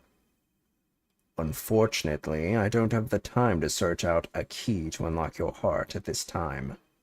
So I suggest that you cooperate and tell me what you know. Okay, I get it. Just stop Franzi from whipping me from behind. I might like it. Couldn't care about the other three, but there was this one dude I really trusted to be a decent person, but he turned out on me as soon as the rest of the group did. That sucks. I hate that for you. I mean, maybe the thing is like, with situations like that, it's like, it is a bit of like conformity, right? And so if like a larger group of people is telling them how to think, then they're gonna think that way. They're more likely to think that way. And because you're not willing to capitulate, I think that's why they're just like, okay, well, then we can't be friends, right? And that's like, that's dumb, but also I think there is a chance that like, if, you know, when time passes and they realize like what happened, then maybe some of them are gonna reconsider what they did and come back and apologize, you know what I mean? Which in that case, you know, it's up to you to hear them out, but that's always kind of what I think is like, I mean, that's, in my experience, that's happened before, where people will be like, man, I messed up. I blindly trusted something that wasn't really right, you know? Maybe this experience will change that. I don't know. So I guess you know what I did, right, Edgy? I can't even begin to imagine. However, I imagine that whatever you were up to was probably beyond my imagination. So you will tell me exactly what you did, Larry. Nope, not yet, Edgy. It'll take more than that to loosen my lips. A lot more. Confess now. Ooh. Okay, well, I was up on the roof. And why exactly were you up there? Oh, you know, that wintry custom and the legendary hero. Legendary hero. Santa Claus. Santa Claus? I wanted to do that thing he does, so I climbed up to the chimneys. But when I got there, there was smoke pouring out of the chimney. Oh, interesting. And? Well, I couldn't go down the chimney with smoke coming up, right? So I gave up. Larry, you do realize that Santa Claus does not exist, right? Of course I know. I did graduate from junior high, you know. Then you should also understand this. If Santa was real, he would be the biggest unlawful trespasser in history. Aw, crud. It is your attempts to imitate Santa's hella real. It's true. I don't know what he's talking about. It is your attempt to imitate Santa that has landed you as prime suspect in this murder. Come on, man. What's so wrong with pretending to be Santa? Let's start with the fact that it will be the Ides of March in a matter of hours. Santa only visits homes on December 24th. That's in December, you nitwit. No. Hey, wait a sec. We're not in court. Alright, man. There was the exact same statue sitting in that Babalese office we examined. It's the Primidux statue. It was the national treasure of the Principality of Cadopia. There's only one of these statues, meaning that one of the two is a replica. but both Alabasta and Babal claim to have the real thing. What an incredibly childish fight to have.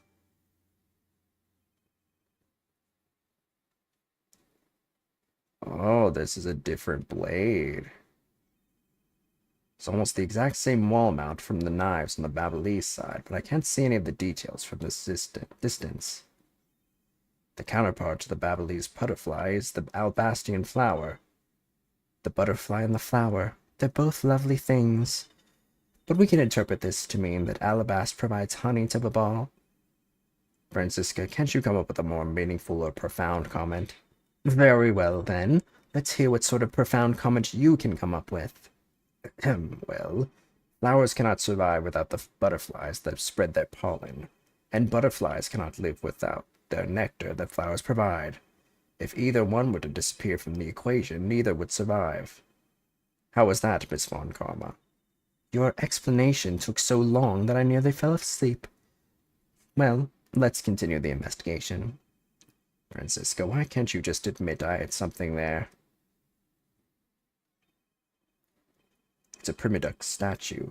It's one of these on the Babalese side as well. I hear it's very valuable and made of pure gold. It was the national treasure of Cadopia. There's only one of these statues, meaning that one of the two is a replica. But both Okay, we already read this.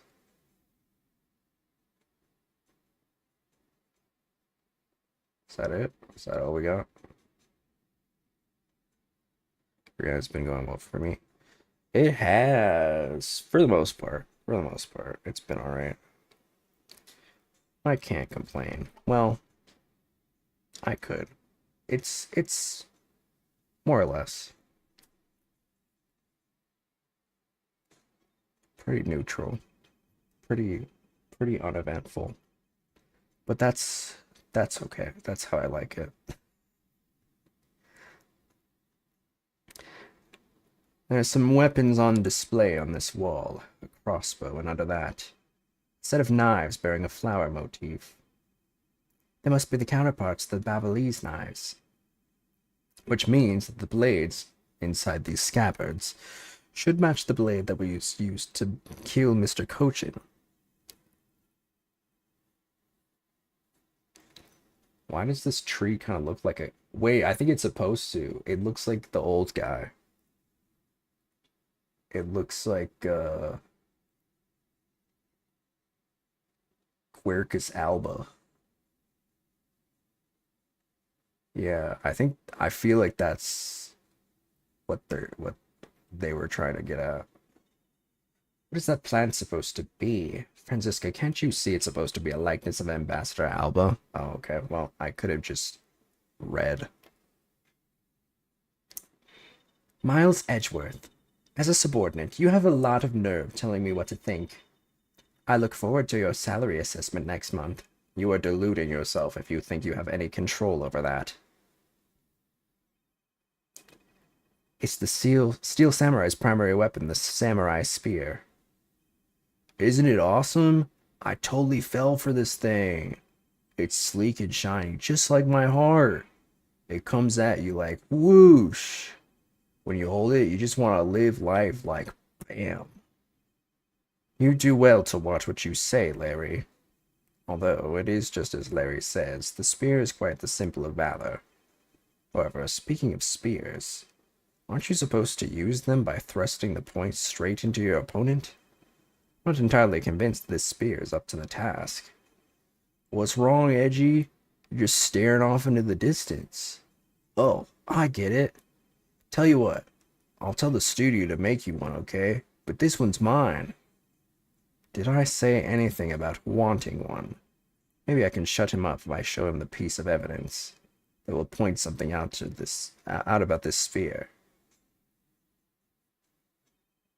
Knives adorned with flowers are on display here. I suspect that these are the counterparts to the Babalese knives. The blades of these knives should match the blade of the knife that killed Mr. Cochin. What? One of the knives is missing its blade. Let's see if the two pieces, the blade and the handle, fit together. It would appear that they fit together quite well, almost seamlessly. And this means that an alabastian knife did find its way into Babal. But how? I don't know, maybe they chucked it over the fence. Pew! Why is there a weapon on display in a place like this? I wonder why there are no whips on display. I wonder why there are no whips on display here. I can spot absolutely no difference between this Primidoc statue and Babal's. The statue's face looks a bit like the costume's hero you like so much. I only wonder why you Americans have such an affinity for this kind of face. The statue wasn't made by an American, you know. At least, I don't suppose so.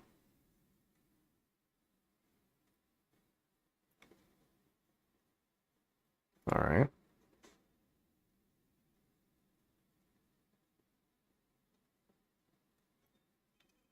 The counterpart to the Babalese butterfly is the alabastian flower. The butterfly and the flower, they're both lovely things. But can we interpret this to mean that the alabast provides honey to Babal? Okay, I already read this.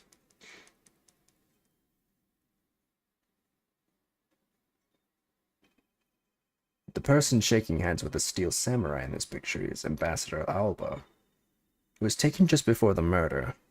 The steel samurai must be very popular. They're even using the national treasure as a backdrop. I just don't understand. What exactly is so great about the top knot there? Clearly, there is a depth to this show that a young person like you just can't fathom. Dude, he is such a fanboy. He fucking loves the Steel Samurai, dude. I bet he's got a whole shrine at home. A Steel Samurai shrine. Excuse me. Dude, I'm not even tired. Why am I yawning? I yearn for caffeine, dude. It's been so long since I've had a Diet Coke.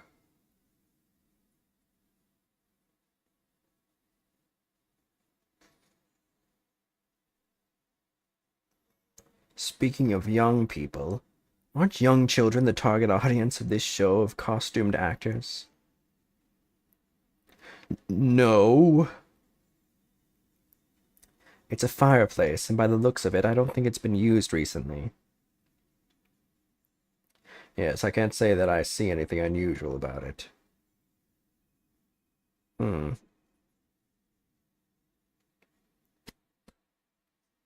Two gorgeous flowers are in full bloom here. I'm sure flowers are as lovely as... These must have an equally as lovely name. Miles Edgeworth, are you done staring? You'd hardly think passion flowers are all that rare. Passion flowers? That's a rather unusual name. It was named by a priest in the 15th century for the Passion of Christ. As they say, you learn something new every day. There's definitely something odd about that picture. It looks like there's like some holes in the soil. This must be Ambassador Alba's desk. His notebook is open on his desk. He must have been in the middle of some important work. Sapling growth log. It finally sprouted today. Funny, it doesn't look like important work to me.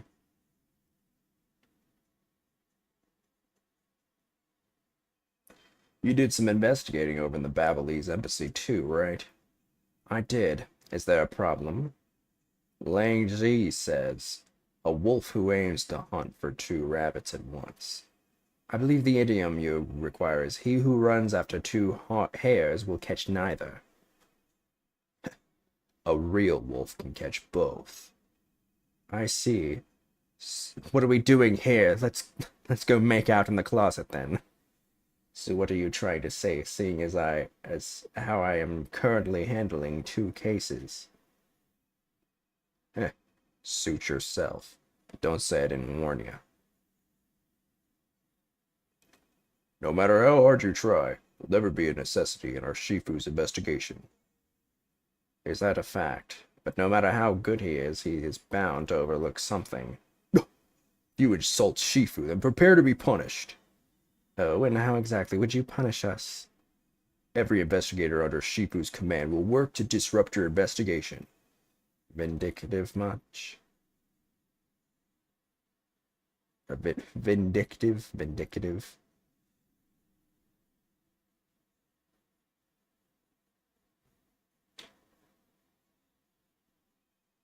So this is the victim, Damask 2. What is with this gaudy outfit? You don't know about Mask Damask?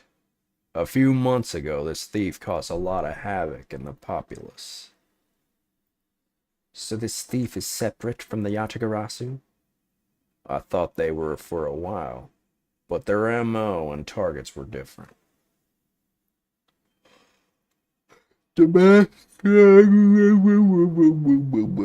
Sorry.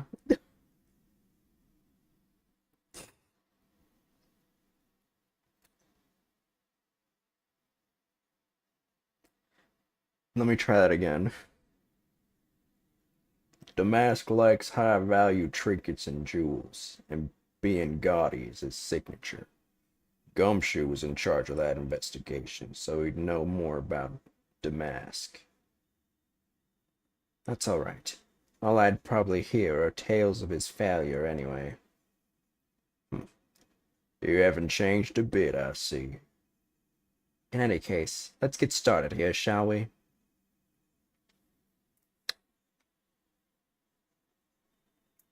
Suppose this was the wrapping cloth Damask 2 used to carry his stolen goods. But there's nothing wrapped in it now. I guess he never did manage to get his hands on whatever it was he was out to steal. There's no blood on it. So this is the murder weapon in this case. There's blood on the blade. It's a rather sweeping sword, isn't it? What did you expect? It's Steel Samurai Daddy's second weapon. I only call it his secondary because although he uses his sword in most of his battles, it's his trusty samurai spear that he turns to in a real fight. You sure know a bit about the Steel Samurai. That's only because I saw the stage show earlier. The owner of this sword is the Steel Samurai, or in other words, Larry. I should probably ask him about it, as detrimental as it is to proving him innocent.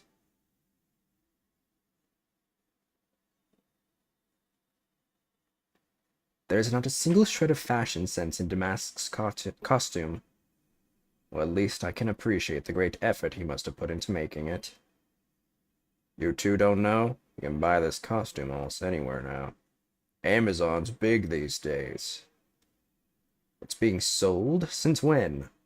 Since around New Year's. The streets are practically flooded with them. Turns out Damask is a lot more popular than I thought he'd be. I can't believe that foolish fool would dress in fool's clothing to act foolishly. We got your point about 3 foolishes back, Francisca. Finally, someone says it.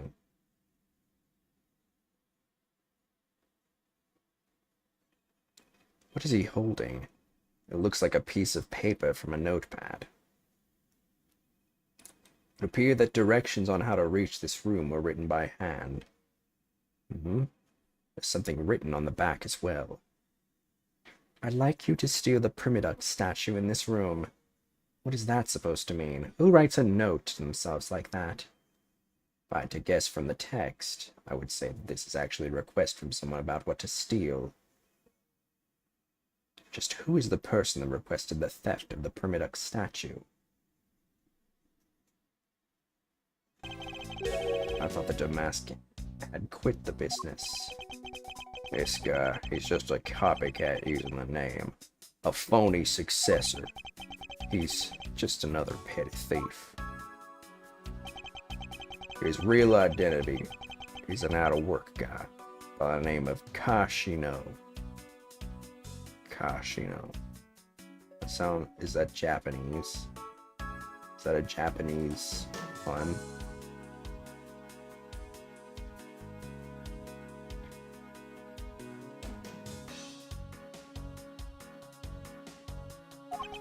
Oh, casino!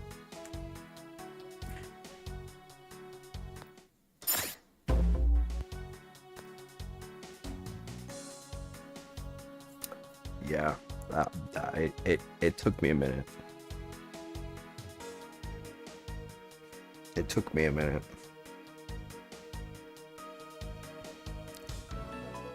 He's 29 and wanted on larceny charges. From his clothes and what he was carrying, we determined that this guy is the real Damask too. The cause of death appears to be the loss of blood from the back of his head. Seems that he was struck with something very hard. In other words, he was bludgeoned to death. Something tells me he is not he.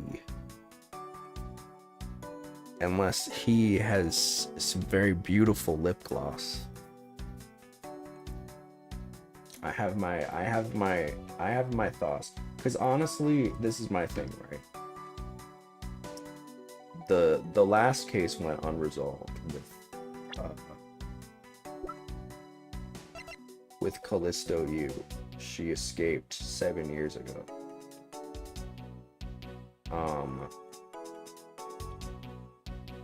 And so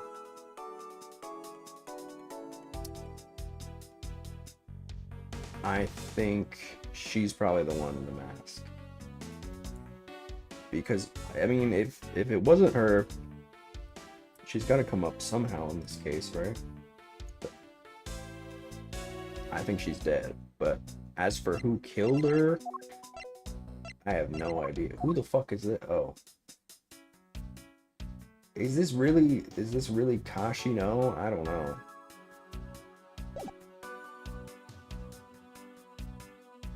They're not even the same skin tone. But I mean, the body is kind of chubby. The body is kind of chubby, so like, unless Callisto U put on like 50 pounds in the last 7 years, she really let herself go, then I don't know. But I don't know if she's, I feel like if she's,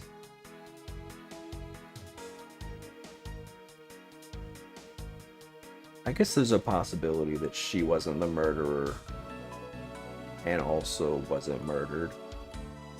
But I don't know, that I feel like that would leave so many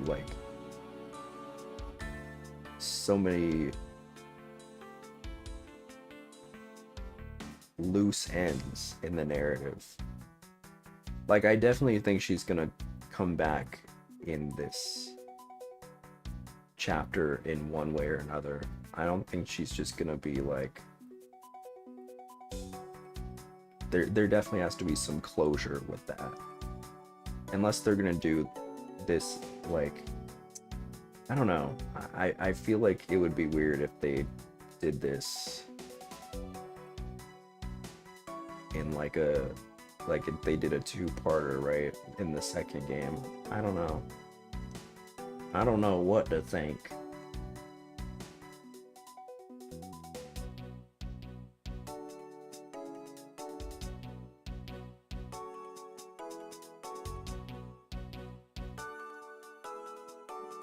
So did we do everything?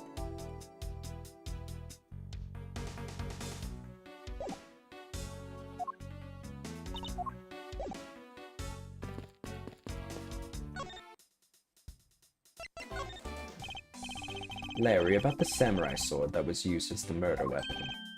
Oh, that. Well, I shook hands with the ambassador in this room, you know. Yes, apparently you did.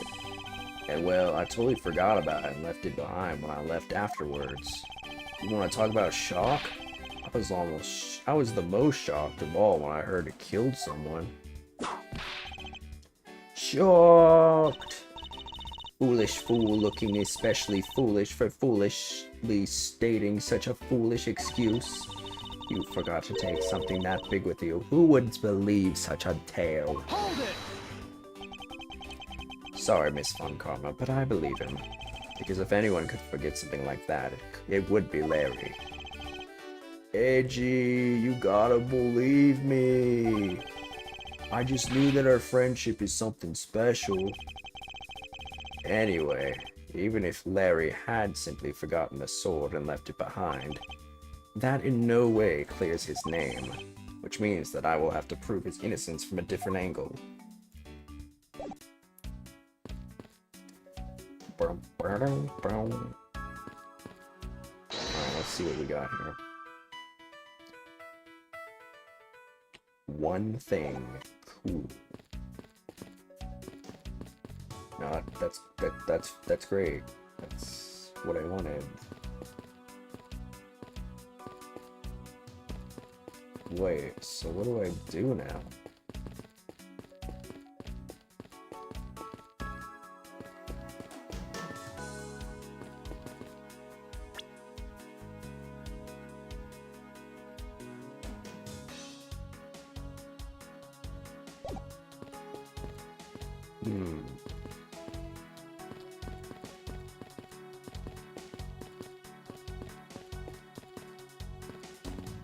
Do I need to deduce something? No. Oh. Okay, I'm gonna deduce the knife.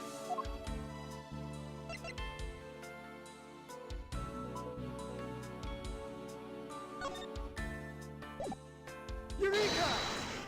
Eureka! What the hell?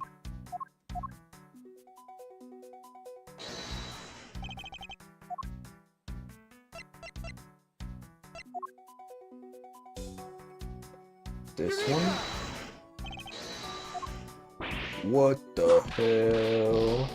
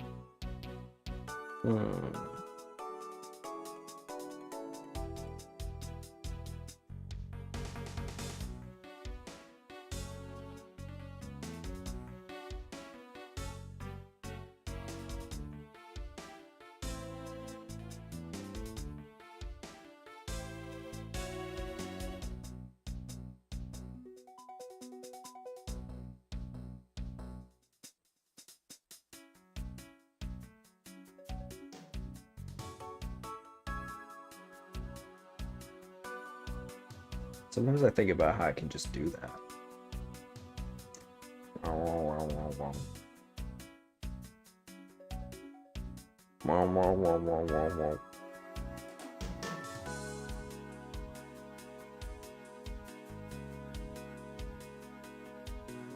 Sorry, the brain monkeys took over. I am feeling stumped, and I am also, we're also 4 hours in, and I think I'm gonna, but I think we might be, I don't know, I can't tell if we're halfway through or a third way through or what. We're definitely at least a third way through. I feel like we made a solid dent in this chapter.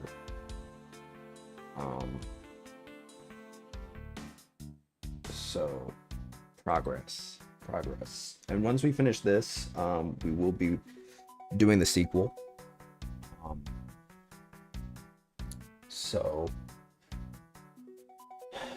exciting stuff. So yeah, we got a lot going on. So look forward to it. Thanks for hanging out. We'll be back tomorrow for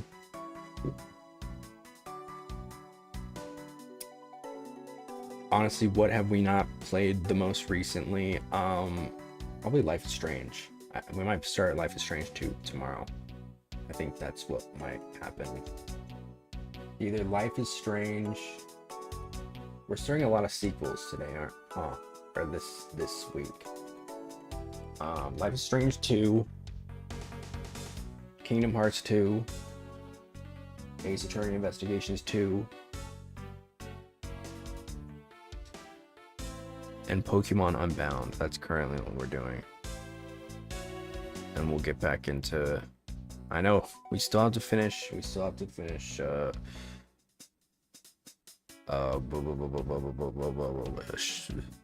almost said Shovel Knight. Hollow Knight. And some other stuff too, but I'm broke. I need to get the new I need to get another subscription for PlayStation Plus. So we are see you guys tomorrow or something. Probably Life is Strange. Probably. Maybe. We'll see. Alright. Love you guys. And as always, ciao. Bye everybody.